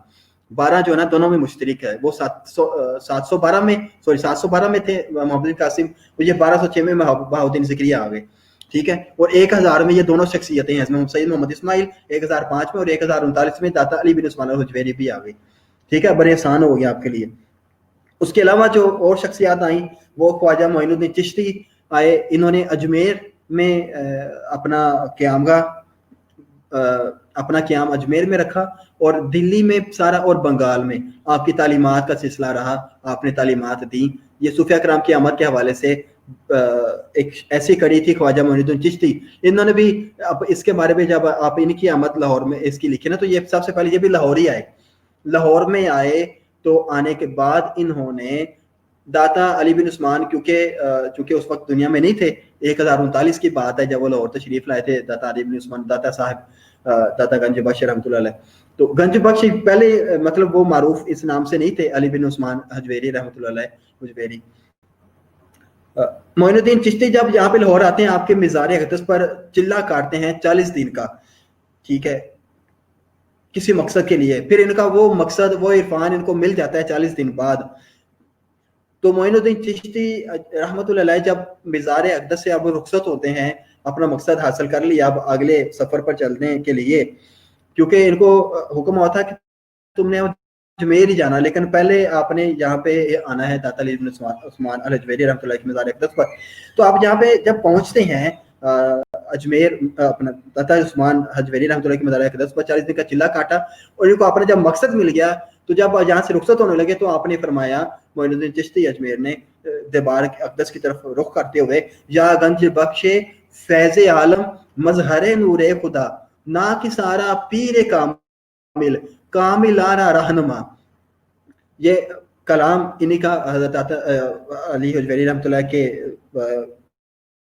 شان میں لکھا قصیدہ لکھا حضرت معین الدین چشتی نے، آج بھی معروف اور مشہور ہے، ٹھیک ہے. اس کے بعد پھر معین الدین چشتی اجمیر جانے سے پہلے یہاں سے لاہور سے جاتے ہیں ملتان میں جا کر آپ رحمۃ اللہ علیہ نے راجستھانی ڈائلیکٹ، راجستھانی ایک لینگویج ہے، جیسے ہماری سرائکی ہے، پنجابی ہے، پشتون ہے، اس طرح سے راجستھانی بھی ایک ڈائلیکٹ ہے، ایک لینگویج ہے، ایک زبان ہے، وہ سیکھی ملتان کے اندر رہ کر، ان کی بولی سیکھی، زبان سیکھی. معین الدین چشتی اجمیر نے اجمیر جانے سے پہلے معین الدین چشتی رحمۃ اللہ علیہ نے ملتان میں بیٹھ کر راجستھانی جو اجمیر میں ڈائلیکٹ مشہور تھا، معروف تھا، جس سے لوگ کلام کرتے تھے، وہ سیکھا. سیکھنے کے بعد پھر آپ اجمیر میں شفٹ ہو گئے، وہاں پہ قیام کیا، لوگوں کو مسلمان کیا. کافی ہے باتیں سمجھنے کے لیے. یا گنج بخش فیض عالم مظہر نور خدا، نا کسارا پیر کامل، نا کسارا پیر کامل کاملارا رہنما. نیٹ سے بھی آپ کو مل جائے گا، یا گنج بخش اگر آپ لکھیں گے، یا گنج بخش فیض عالم مظہر نور خدا، یہ آپ کو نیٹ سے بھی مل جائے گا قصیدہ. بہت مشہور و معروف ہے. اگر آپ دربار پہ حاضری دیں کبھی، اللہ تعالیٰ توفیق دے، مزاروں پہ جانا چاہیے. اولیاء کرام کے اچھی مرادیں لے کر تو مراد آپ کی پوری ہوتی ہے. تو ایک دفعہ ایک شخصیت کی مجلس میں بیٹھا تو انہوں نے مجھے فرمایا کہ جب اللہ کا جو صوفی ہوتا ہے نا، جو ولی ہوتا ہے، جو صوفی ہوتا ہے، جب وہ دنیا میں ہوتا ہے تو اس کا جو رجحان ہوتا ہے وہ اللہ کی طرف ہوتا ہے 90%، اور 10% جو ہوتا ہے وہ عوام کی طرف ہوتا ہے. جب صوفی زندہ ہوتا ہے تو اس کا زیادہ رجحان جو ہوتا ہے وہ 90% اللہ کی طرف ہوتا ہے, اللہ کی عبادت کی طرف ہوتا ہے, اللہ کی جستجو کی طرف, اللہ کی طرف شعور دے رہا ہوتا ہے. اپنے شعور کا 90% حصہ جو ہے وہ اللہ کی عبادت کے لیے, اللہ کے شعور کے لیے استعمال کرتا ہے, اور 10% جو ہے نا وہ عوام کی طرف رجحان رکھتا ہے. اور جب صوفی اللہ کا جو صوفی جو ولی ہوتا ہے, وہ شیخ جو جب دنیا سے رخصت ہو جاتا ہے, مثال ہو جاتا ہے جب اس کا, تو اس کا 90% جو رجحان ہے وہ عوام کی طرف ہوتا ہے, اور 10% جو ہے نا وہ اللہ کی طرف رہتا ہے, ہو جاتا ہے. مرنے کے بعد, وصال کے بعد ایک ولی کا, ایک صوفی کا جو رجحان ہے وہ 90% عوام کی طرف ہوتا ہے اور 10% اللہ کی طرف ہوتا ہے. تو مزاروں پر جا کر مرادیں لے کر جانی چاہیے. ایک اور مجھے شخصیت نے بتایا, ان کے مجلس میں بیٹھا, بہت ہی معتبر شخصیت ہے لاہور کی, انہوں نے مجھے بتایا کہ بھئی ان کے اپنے زندگی کا بھی واقعہ انہوں نے بتایا. کہتے ہیں کہ اگر آپ کی کوئی مراد ہے وہ پوری نہیں ہو رہی, کوئی مقصد پورا نہیں ہو رہا, کئی سالوں سے رکا, کئی مہینوں سے, کئی سالوں سے رکا ہوا ہے, نہیں پورا ہو رہا, کہتے ہیں کہ 40 دن آپ کسی بھی ولی کامل کے مزار پر مسلسل حاضری دے دیں, 40 دن, اور 41واں دن نہیں آئے گا آپ کی مراد پوری ہو جائے گی. یہ شان ہے اللہ کے صوفیاء کرام کی. بڑی باتیں ہیں, میں کیا کیا باتیں آپ کو بتاؤں, کبھی انشاءاللہ آن لائن لیکچر ہے. تو صوفیاء کرام کی آمد جو بر صغیر کے اندر یہ صرف آنا ہی نہیں, میں کہتا ہوں جو کشف المحجوب کتاب لکھی ہے وہ جہاں پہ انہوں نے جو بیٹھ کے لکھی ہے, اس کو ایسی وہ کتاب تھی کہ اس کی کوئی بھی ایک ورڈ, کوئی ایک لائن کو رد نہیں کر سکا. آج بھی معروف و مشہور وہ کتاب ہے, لوگ پڑھتے ہیں, پڑھے لکھے بھی, آپ ہی خرید کر لیں, منگوائیں اس کو, نیٹ سے ڈاؤن لوڈ کر, نیٹ پہ بھی موجود ہے. ایک دفعہ پڑھیں گے آپ کو سمجھ نہیں آنی, دوسری دفعہ پڑھیں گے کچھ سمجھ, تیسری دفعہ پڑھیں گے تو وہ آپ کو کافی سمجھ آئے گی. وہ کہا جاتا ہے کہ جو اس کتاب کو سمجھ کے پڑھتا ہے, جو سمجھ جاتا ہے, وہ اللہ کا ولی بن جاتا ہے, اس کو ولایت مل جاتی ہے, شیخ بن جاتا ہے, صوفی بن جاتا ہے. اس کتاب میں یہ تاثیر ہے کشف المحجوب جو میں نے آپ کو نام بتایا ہے. صوفیاء کرام نے ایسے ہی جہاں پہ زندگی, انہوں نے اس بر صغیر کو تہذیب دی ہے, یہاں کی ثقافت کو بڑھایا, یہاں کے ہر فن کو انہوں نے مزین کیا ہے, زینت بنا دیا ہے, اور اس کو بھارا ہے بر صغیر کو. ٹھیک ہے, نہ صرف اس معاملات میں بلکہ معاشی معاملات, بہت سارے معاشرتی معاملات میں برائیاں ختم کی, اخلاقیات بہتر کی ہیں, معاشی نظام جو سود وغیرہ پہ یا دوسرے معاملات پہ تھا اس کو انہوں نے درست راہ پر گامزن کیا ہے. صوفیاء کرام نے یہ کام, وہ مسلمانوں نے 100 طرح کے کام کیے, بتائیں انگریزوں نے کیا کام کیا جو تہذیب کا دعویٰ کرتے پھرتے ہیں, کیا کام کیا انہوں نے, کیا یہاں پہ ایسی تجدید کی ہے کہ ہم کہیں گے کہ واقعی یہ انگریزوں کا کام مشہور ہے, معروف ہے. صرف ان کے لارڈ ماؤنٹ بیٹن, لارڈ ویول, یہ صرف وہی جو وائسرائے جہاں پہ آئے تھے, ان کا صرف نام ہی باقی ہے, کوئی کام باقی نہیں ہے.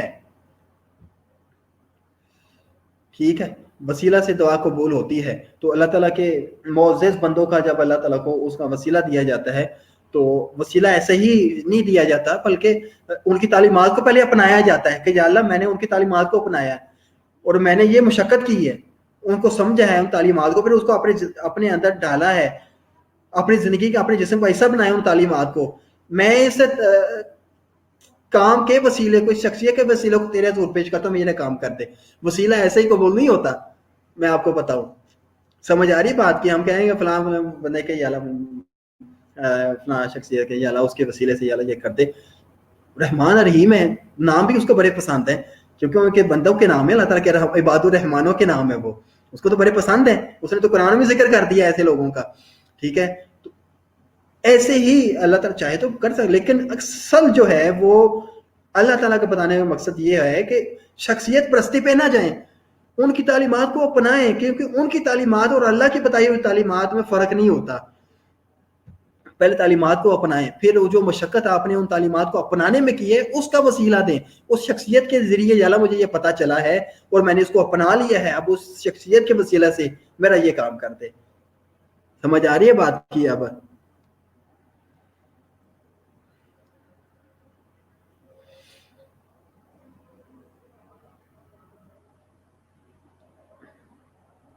چلے جی آگے چلتے ہیں. بہت شکریہ نمرا دعا دینے کا. اللہ تعالیٰ آپ کے اور میرے دونوں کے سب بچوں کے عرفان میں اللہ تعالیٰ مزید رکھیے دے.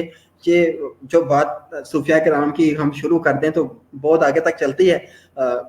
بڑے واقعات ہیں, بہت واقعات ہیں صوفیاء کرام کے. انہوں نے کس طرح سے بر صغیر کے اندر عوام کو جو ہے نا وہ ظاہری طور پر بھی اور ان کے باطنی طور پر بھی ان کے خیالات کو, ان کی کردار کو بہتر کیا ہے صوفیاء کرام نے. ٹھیک ہے, عرب تاجروں نے اپنی جگہ پر کام کیا ہے, کام کر کے دکھایا ہے. عرب تاجروں نے, سلاطین نے اپنی جگہ پہ کام کیا ہے. سلاطین جو آئے ہیں انہوں نے, سلطانوں نے اپنی جگہ پہ کام کیا ہے, اور جو صوفیاء کرام نے انہوں نے اپنی جگہ پہ کام کیا ہے. ان تینوں کے کام جو ہیں, تصوف والے جو کام ہیں, سب اسلام کی سر بلندی کے لیے تھے, اسلام کی تعلیمات کو پھیلانے کے لیے تھے. ایسے ہی یہ کام نہیں تھے. تو جو اسلام کے لیے اپنے آپ کو وقف کر دیتا ہے, چاہے وہ سلاطین ہو چاہے وہ تاجر ہوں, اپنے آپ کو انہوں نے اسلامی تعلیمات کے مطابق ڈھالا, اس کو پھیلایا, کر کے دکھایا, تو اللہ تعالیٰ نے ان کو نام, ان کا نام آج بھی زندہ اور جاوید رکھا ہوا ہے. نہ صرف اس طرح سے, بلکہ ان کے مرکز پر, ان کے مزاروں پر, ان کی قبروں پر کوئی جا کے کوئی دعا مانگتا ہے, کوئی تعلیمات, ان کی تعلیمات پر چلتا ہے, تو اللہ تعالیٰ اس کو بھی نور عطا فرما دیتا ہے, اس کے بھی اللہ تعالیٰ مسائل حل فرما دیتا ہے. ٹھیک ہے, تو لاہور کے اندر دو شخصیات, سید محمد اسماعیل بخاری صاحب رحمۃ اللہ علیہ اور داتا علی بن عثمان الحجویری رحمۃ اللہ علیہ. ٹھیک ہے, وہ آئے اور 1039 میں. اس کے بعد بہاؤالدین ذکریہ ملتان سے تعلق ہے ان کا, یہ بھی 1206 میں. پھر اس طرح خواجہ معین الدین چشتی بھی, یہ باقی میں نے ذیل میں اور بھی بہت سارے علماء کرام کا نام, صوفیاء کرام کا نام لکھ دیا ہے. خواجہ بختیار کاکی رحمۃ اللہ علیہ, خواجہ نظام الدین اولیاء رحمۃ اللہ علیہ, سید محمد غیاث الدراز رحمۃ اللہ علیہ.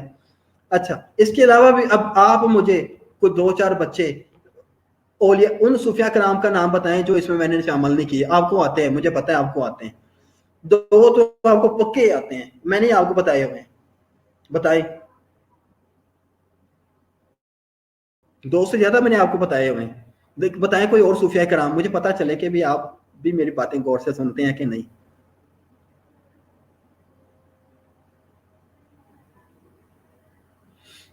نمرا بیٹا, یہ ورڈ شاید جو ہے نا ہم کس لیے یوز کرتے ہیں, ہمارے آج کے لیکچر کا بھی حصہ نہیں ہے کیونکہ وقت بہت کم ہے.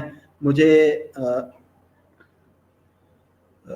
اس کو مکمل کرنے, اس کے بعد ایک ہی سلائیڈ رہ گئی ہے.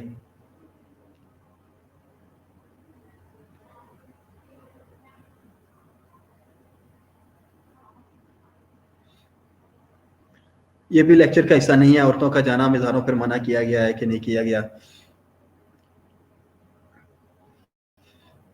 آپ پوچھ سکتے ہیں مجھے پرسنلی بھی, میں آپ کو بتا دوں گا انشاءاللہ, اور مدلل جواب دوں گا. بس بتا دیتا ہوں, کوئی منع نہیں ہے, مرد بھی جا سکتے ہیں, عورتیں بھی جا سکتی ہیں. عورتیں باہر جب بازار میں جا سکتی ہیں تو, اور غیر محرموں کے ساتھ مل سکتی ہیں, بات چیت کر سکتی ہیں, یونیورسٹیوں میں آ سکتی ہے عورت, پڑھنے کے لیے آ سکتی ہے, تو تعلیم کے لیے یہاں پہ آ سکتی ہے. تو مزار پہ جا کے تربیت حاصل کیوں نہیں کر سکتی؟ مزار پہ جا کے, ایون کہ یہ صرف برے صغیر میں ہے. میں آپ کو بتاؤں ایک بات, صرف برے صغیر کی مساجد میں, مساجد کی بات کر رہا ہوں میں, مسجدوں کی, کہ جہاں پہ ایسا سلسلہ ہے کہ مرد ہی نماز کے لیے جاتے ہیں. باہر دوسرے کنٹری میں, بہت سارے ممالک میں مسجدوں کے اندر خاص ایک انہوں نے حصہ عورتوں کے لیے بھی رکھا ہوتا ہے. عورتیں بھی باجماعت نماز جا کے پڑھتی ہیں مسجد کے اندر. بابا فرید الدین گنج شکر مسعود رحمۃ اللہ علیہ, بڑی اچھی بات کی, اقصا نے بتایا ہے. میر حسین زنجانی, چلے یہ تو آج میں نے بتایا نا, ایرا ظفر. اور بابا بلے شاہ رحمۃ اللہ علیہ, میرا حسین زنجانی سر جو داتا دربار ہے اس کا اصلی نام کیا ہے؟ اصلی نام بتا میں سامنے رکھا ہے نا, 1039 میں داتا علی بن عثمان حجویری, ان کا اصل نام یہ ہے. علی نام ہے, بن عثمان ان کے والد صاحب کا نام عثمان تھا, حجویر کے رہنے والے تھے. جلاب بھی علاقہ ہے وہاں کا جہاں پہ یہ رہتے ہیں, جلاب میں بھی جلابی بھی کہلاتے ہیں, یہ حجویری بھی کہلاتے ہیں.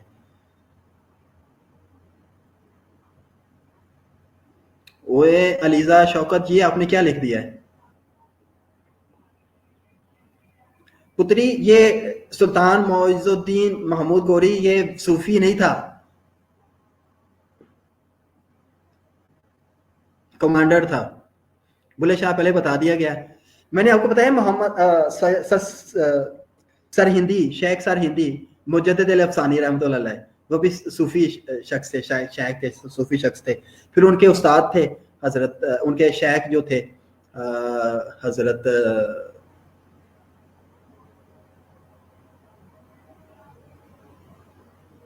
باقی باللہ رحمۃ اللہ علیہ، سلسلہ نقشبندی کا آغاز انہوں نے کیا تھا، حضرت باقی باللہ رحمۃ اللہ علیہ، باقی باللہ، ٹھیک ہے. شاید میں نے آپ کو ایک دفعہ کوئی ان کا واقعہ سنایا ہو، باقی باللہ رحمۃ اللہ علیہ، کہ میں نے کلاس میں آپ کو سنایا، آپ کی سینئر کلاس کو سنایا کہ جب ان کے پاس مہمان آ جاتے ہیں رات کے پہر میں، تو ان کے سامنے ایک نائب بھائی ہوتا ہے، وہ ان کی خدمت کرتا ہے، تو لکڑی نہیں ہوتی تو اپنی ٹانگ رکھ کر نیچے اس پہ کھانا پکا کر مہمانوں کو، جو شیخ باقی باللہ کے مہمان آئے ہوتے ہیں ان کو سرو کرتا ہے. میں نے آپ کو شاید واقعہ سنایا ہوا کہ شیخ ان کو کہتے ہیں کہ آج ماں مجھ سے کیا مانگتے ہیں، تو انہوں نے کہا کہ آپ ایک باقی باللہ ہے، مجھے دوسرا باقی باللہ بنا دیں. تم اپنے حجرے میں ان کو لے کے، اور تین راتیں جو نا وہ حجرے میں رہے، اور پورا تعلیمات، تربیت اور عرفان کا نور ان کو دیتے رہے. ٹھیک ہے، عرفان کا نور ان کو دیتے رہے 3 دن تک. جب باہر آئے، دروازہ کھلتا ہے تو دیکھنے والوں نے دیکھا کہ پتہ نہیں چلتا تھا کہ باقی باللہ اول کون ہے، باقی باللہ دوم کون ہے. صرف ایک بات سے اندازہ ہوتا تھا کہ باقی باللہ اول جو ہے وہ جو تجلیات، نور کے تجلیات ان کو اکثر دیکھتے تھے تو وہ اپنے ہوش آواس میں تھے، اور جو باقی باللہ دوم ہے ان کے لیے یہ عرفان، یہ تجلیات جو انہوں نے خدا اللہ کے دیکھی، جو نور دیکھے، جو مظاہرات دیکھے حجرے میں بیٹھ کر، تو وہ ان کے لیے بالکل نہیں تھی. تو وہ اپنے حواس باختہ تھے اور مدہوش حالت میں تھے. اس بات سے اندازہ لگایا جاتا تھا. پھر وارث شاہ بھی رحمۃ اللہ علیہ بھی صوفی شاعر تھے. شاہ حسین صوفی شاعر تھے. کتنے صوفیہ اکرام کا نام ہے بچے، آپ کتنا لکھ سکتے ہیں، اس پہ کتنے پیجز آپ لکھ سکتے ہیں. ٹھیک ہے، یہ تو وہ نام ہے جو مطلب ہر ایک شخص کے لیے، جو آپ نے بتائی ہے بھی معروف اور مشہور ہیں. سمجھ آ گئی بات کہ صوفیہ کرام کی آمد، یہ اسلام جنوبی ایشیا میں بتانے پڑھانے کا مقصد یہ نہیں ہوتا میرا کہ شروع سے کیا آخر تک آپ کو میں نے کنسپٹ بنا دیے ہیں، اب آپ کے پاس آپ مجھے بتائیں میں نے حق ادا کیا کہ نہیں کیا ہے. جب بھی سوال آ جائے برے صغیر میں اسلام کے حوالے سے، یا مسلمانوں کی ثقافت اور تہذیب و ثقافت میں جو ترقی کی مسلمانوں نے برے صغیر کے اندر رہ کر، اچھا ابھی اگلی سلائڈ پڑھ لیں، میں آپ کو بتاتا ہوں پورا. اچھا جی، ہندو تہذیبوں تو متن پر اسلام کے اثرات کیا تھے. آپ آئے اس بات کی طرف، وقت کم ہے، میں تھوڑا سا تیز چلوں گا. اس کے بعد ہے کوئی سلائڈ ہے، وہ سوال کی بس بات رہ جاتی ہے. اس کے بعد ہندو تہذیب و تمدن پر اسلام کے اثرات کیا تھے.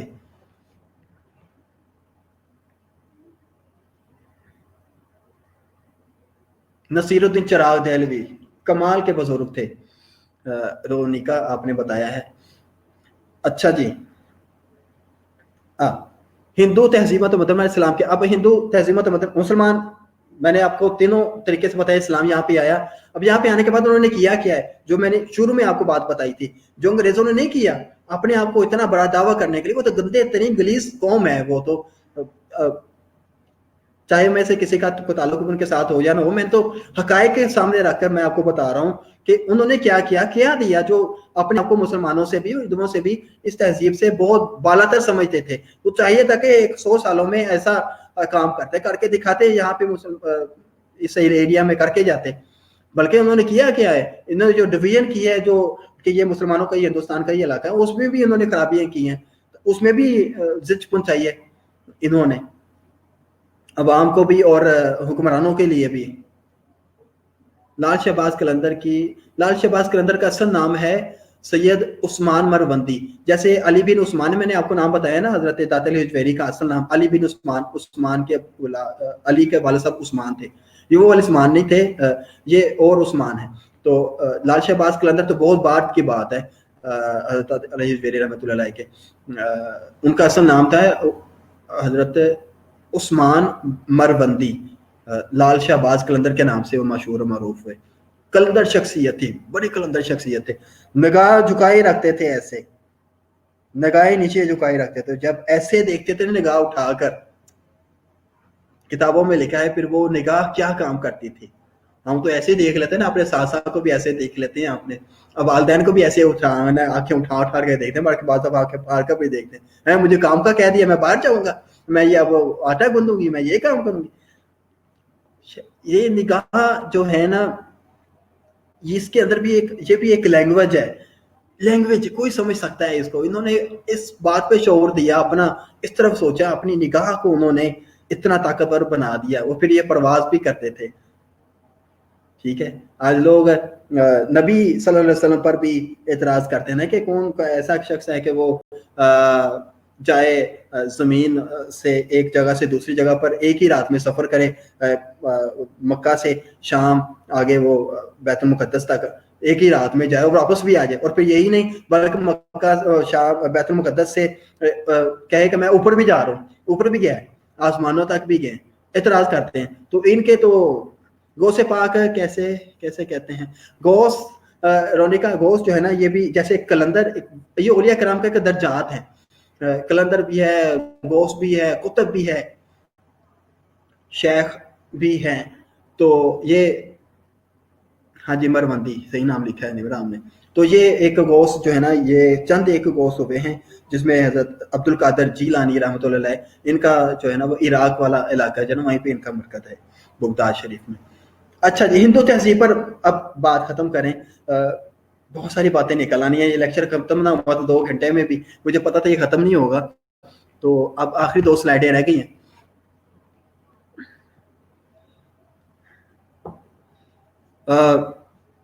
عقائد پر اثرات. عقائد کا مطلب آپ سمجھتے ہیں؟ عقیدہ.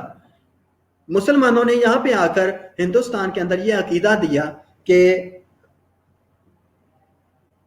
جس نے تجھے، اے انسانوں، جس نے تمہیں پیدا کیا ہے وہ ایک ہی ذات ہے، وحدہ لا شریک ہے. اس کو نہ کسی نے بنایا ہے، نہ کسی نے جنا ہے، اور نہ ہی وہ جانتا ہے.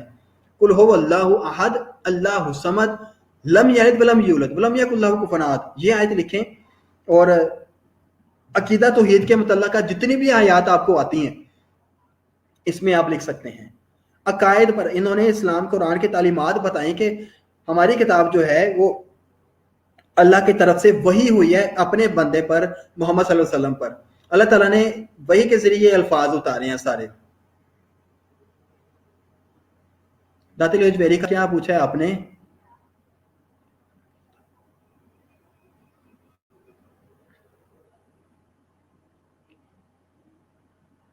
علی بن عثمان نام. اچھا جی، آپس میں باتیں کی جا رہے ہیں، میری بھی سن لیں.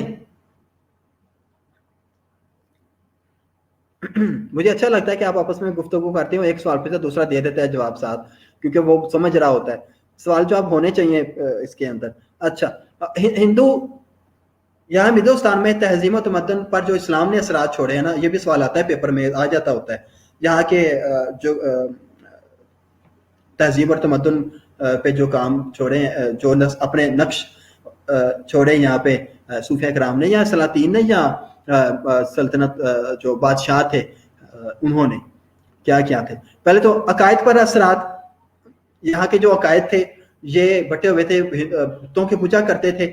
ان کے عقائد جو تھے وحدانیت والے عقائد نہیں تھے، وحدہ لا شریک کو نہیں مانتے تھے. علی بن عثمان ان کا نام ہے، حضرت علی اجمیری رحمۃ اللہ علیہ. علی بن عثمان. اچھا، عقائد پر اثرات آپ اس پہ لکھ سکتے ہیں نا بچے، عقائد پر اثرات. اور اسلام کے اثرات ہندو تہذیب و تمدن کے حوالے سے. ذات پات کا جو نظام تھا تہذیب و تمدن میں، ہم نے تہذیب و تمدن کے عوامل بھی پڑھے ہیں اور عناصر بھی پڑھے ہیں. پڑھے ہیں نا کہ نہیں؟ اور بولیں تو صحیح، یاد ہے کہ نہیں؟ میں ایم ہی اپنا گلا پھاڑتا جاتا ہوں. آپس میں باتیں کری جا رہے ہیں آپ. اسلامی تہذیب و تمدن کا ہم نے پڑھا ہے کہ نہیں پڑھا؟ آپس میں سوال، آپس میں جواب، آپس میں شکریہ. شکر ہے ثنا قبل کا تو آیا، میک بھی آ گئی ہے. میں نے آپ کو چیزیں بتائی تھی تہذیب کیا ہوتی ہے، اس کے اندر جتنی بھی چیزیں آتی ہیں रहन सहन, लिबास, अकीदा, अकायद, सारा वो आता है, जो भी चीजें आप वो चीजें ज़हन में रखें तहजीब तमद्दुन की, और उसको बड़े सगीर के अंदर इम्प्लीमेंट करें कि हर उस काम में अकीदा के हवाले से यहाँ पे क्या काम, इस्लाम ने क्या असरात छोड़े हैं। इस्लाम ने बताया कि बुतों की पूजा ठीक नहीं है, नहीं करनी चाहिए, नाजायज है, आपको इबादत ला शरीक की तरफ रजू करना है, अल्लाह की तरफ रजू करना है। अकायद इस्लाम के जो ना वो अकीदा, अकीदे के असरात छोड़े। फिर जात पात का जो निज़ाम है वो ख़त्म किया, यहाँ का लोग मुतासर हुए और इस्लाम कबूल किया और बताया कि भी इस्लाम इंसान को एक इक्वालिटी देता है, सबको बराबर के हुकूक देता है, सबको कोई गुलाम नहीं है, हर कोई अपनी जगह पे जिम्मेदार है, उसने अपनी जिम्मेदारी का जवाबदेह भी होना है। जात पात का निज़ाम ख़त्म किया। आप चारों जातों का जिक्र करें अपने इस टॉपिक के अंदर, कौन कौन सी हिंदुओं की जातें थी? ब्राह्मण थी, वेश थे, खश्तरी थे और शूदर, चारों जातें थी। इनका जो है आला जात का अदना जात के साथ कैसा ताल्लुक था वो बयान करने के बाद आप बताएं कि मसवात का दर्ज जो है ना वो इस्लाम ये देता है कि सारे बराबर हैं। और फिर तीसरी बात है मुआशरती और मुआशी खुशहाली। मुआशरती जब हम बात करते हैं मुआशरे की, तो मुआशरे के अंदर जो बुराइयां होती हैं जैसे अखलाकियात को, गाली गलौज जो होता था वो खत्म, लड़ाई झगड़ों को खत्म करना किया गया मुआशरे के अंदर से, ठीक है, बाहमी मोहब्बत पैदा की गई आपस में। और और और मैं आपको एक हिंट दे दूं, मुआशरती जब आप मुआशरती की जब बात आती है तो इसके अंदर से हमने जब पॉइंट हमने इसके अंदर से बनाने होते हैं सर मुआशरे के हवाले से, सूरा हुजरात याद है आपको? जुबानी तो नहीं, उसके अल्फाज याद होंगे कि उसमें मुआशरे के अंदर जो जिस तरह के इंसान का ताल्लुक बनाया गया कि आपने वलातन आवाजू वाली बात है, बिल अलकाब कि बुरे नामों से ना पुकारो, ये बात की गई थी। और इस तरह के, हाँ बिल्कुल निमरा, अब वही बात, वो जितने भी माशरे की उसमें अंदर वो बातें बताएंगी, वो आप फिंगर टिप पे याद करें।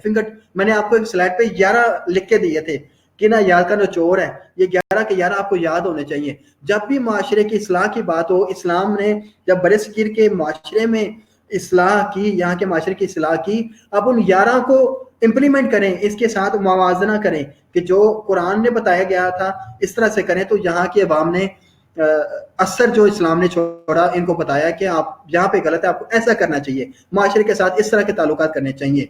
याद आ गई बातें? आप इस पे कितना लिख सकते हैं? 2-3 पेज तो आप इस पे भी लिख सकते हैं।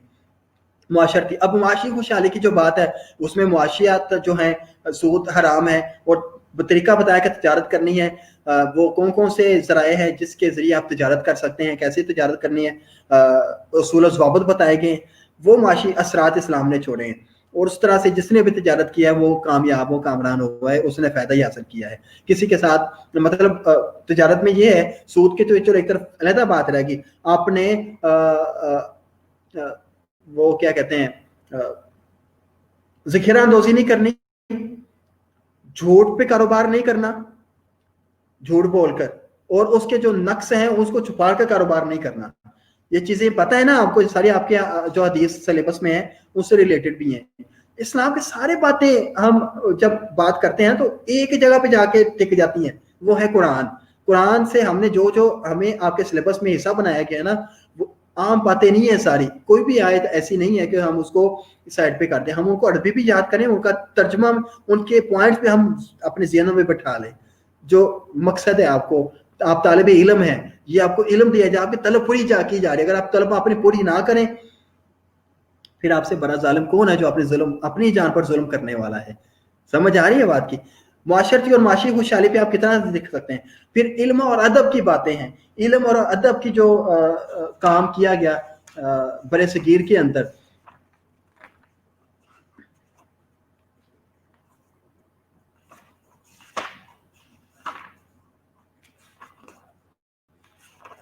मैं आपको ना 2-3 बातें इसमें मैं बताना चाह रहा हूँ इल्म और अदब के हवाले से। मैंने इधर एक जगह पे रखी थी,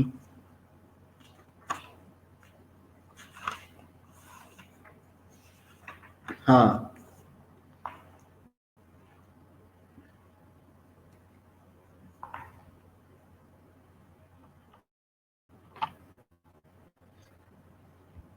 इल्म अदब के हवाले से आप ये लिख लें।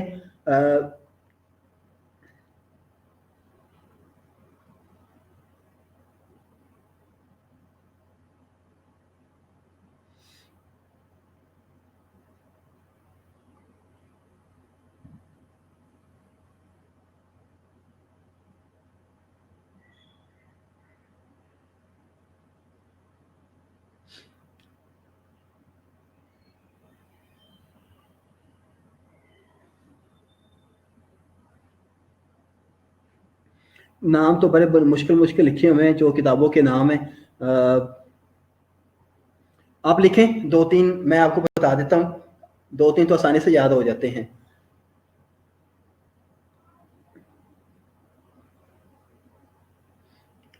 कलीला व दमना नहीं आपसे लिखा जाएगा।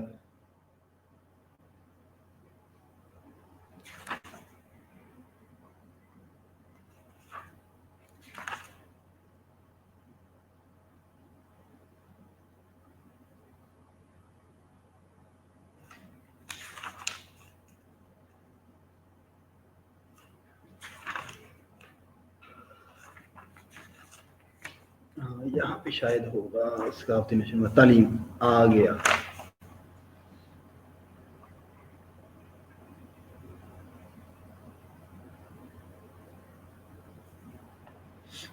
अच्छा जी, लिखें 19वीं सदी के चौथे अशरे में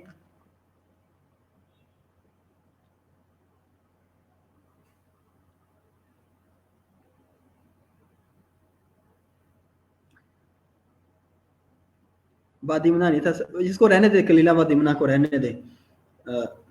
19वीं सदी के चौथे अशरे में सिर्फ बंगाल और बहार में 1 लाख स्कूल थे।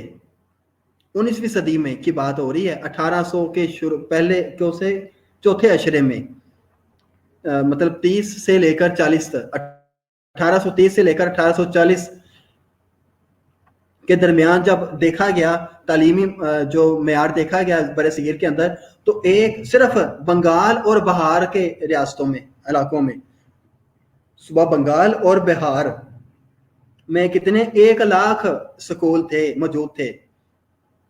और आला तालीम के लिए बंगाल में 1800 कॉलेज मौजूद थे। लिखें, आला तालीम के लिए बंगाल में 1800 1800 कॉलेज मौजूद थे।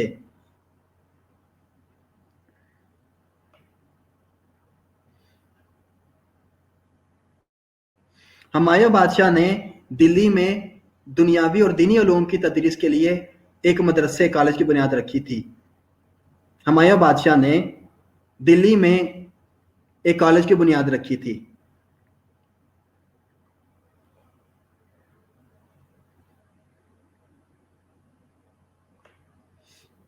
इस तरह अकबर बादशाह बच्चों की तालीम में खसूसी दिलचस्पी रखता था। बस इतना भी लिख दें, अकबर बादशाह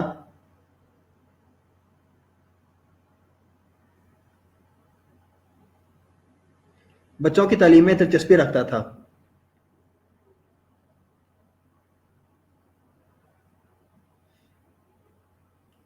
उसने निसाब तालीम में मंतक, हिसाब, इल्म, इल्म पैमाइश, ज्योमेट्री, मंतक, हिसाब, ज्योमेट्री, इल्म नजूम और ज़राअत के शोबे की तालीमात को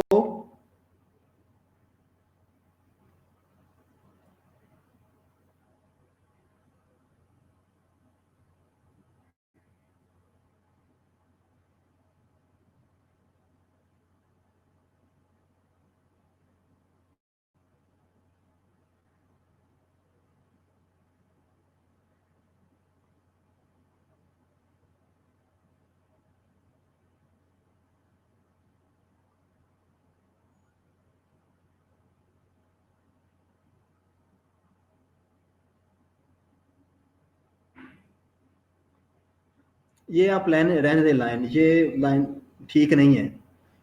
اکبر بادشاہ والے، اکبر بادشاہ کی بات یہاں تھا کہ وہ بچوں کی تعلیم و تدریس میں خصوصی دلچسپی رکھتا تھا، تعلیم و تربیت، تعلیم و تدریس میں خصوصی دلچسپی رکھتا تھا۔ باقی منطق کا حساب وغیرہ کی یہ لائن آپ چھوڑ دیں، رہنے دیں۔ شاہ جہاں نے جامعہ مسجد دلی کے نواح میں ایک مدرسہ قائم کیا۔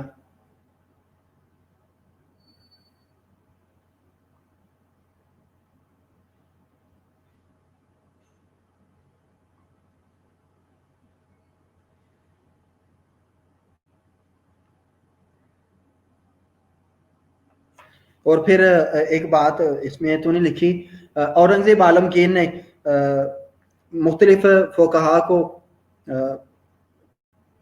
ہندوستان اور باہر کے علماء کرام کو بلا کر اکٹھا کیا، جمع کیا۔ برے صغیر میں عالمگیر اور اورنگزیب عالمگیر نے دنیا بھر کے علماء کرام کو اکٹھا کیا اور فتاوی عالمگیری کے نام سے ایک کتاب جو ہے وہ لکھوائی، جس میں جدید علوم، جدید مسائل کے متعلق فتاوی جات موجود ہے، فتاوی عالمگیری۔ شاہ جہاں نے جامعہ مسجد دلی کے نواح میں ایک مدرسہ قائم کیا تھا، جامعہ مسجد دلی کے قریب ایک مدرسہ قائم کیا تھا۔ اور عالمگیر، فتاوی عالمگیری کے حوالے سے آپ لکھیں، اورنگزیب عالمگیر نے فتاوی کی ایک کتاب، فتویٰ، جس میں لکھے گئے تھے فتاوی جات نئے مسائل پر، وہ لکھے۔ علم و ادب میں یہ بات آ جاتی ہے، ٹھیک ہے۔ اب کیونکہ وقت بہت زیادہ ہو گیا ہے، فن تعمیرات اور فن مصوری، اس کے میں آپ کو جو چیزیں ہیں وہ میں آپ کو واٹس ایپ میں بتا دوں گا۔ اگلا اس کے بعد کیا ہے، کوئی ٹاپک؟ ہاں، زوال کی جو بات ہے، چلو اس پہ کوئی لیکچر رکھ لیں گے، ہم دیکھیں گے، ٹھیک ہے۔ اپنا بہت سارا خیال رکھیں، نماز کا ٹائم ہو رہا ہے جمعہ کا۔ اللہ تعالیٰ آپ کے علم میں، آپ کی جستجو میں جو اللہ کی طرف ہو۔ ہاں جی، فتاوی، فیت الف تا واو اور چھوٹی یا، فتاوی کہا جاتا ہے۔ آپ کے علم میں، آپ کے شعور میں اللہ تعالیٰ مزید برکتیں عطا فرمائے اور آپ کے لیے آسانیاں پیدا فرمائے۔ ہر کام میں جو بھی کام آپ کریں، اللہ اس کو آپ کے لیے آسان فرما دے۔ آپ کے والدین کی اللہ تعالیٰ خیر فرمائے، اور آپ کے تمام اساتذہ کی اللہ تعالیٰ خیر فرمائے، اور تمام مسائل جو ہیں اور ہمیں ان سے بھی محفوظ رکھیں اپنی پناہ میں، اور تمام وباؤں سے بھی ہمیں محفوظ رکھے اپنی پناہ میں، شیاطین کے شر سے محفوظ رکھے، بری نظر سے محفوظ رکھے ہم سب کو، اور ہم سب کو ایک دوسرے کا احساس کرنے والا بنا دے۔ صوفیاء کرام کی جو تعلیمات ہے ان کو اپنے اندر پریکٹیکلی امپلیمنٹ کرنے والا بنا دے۔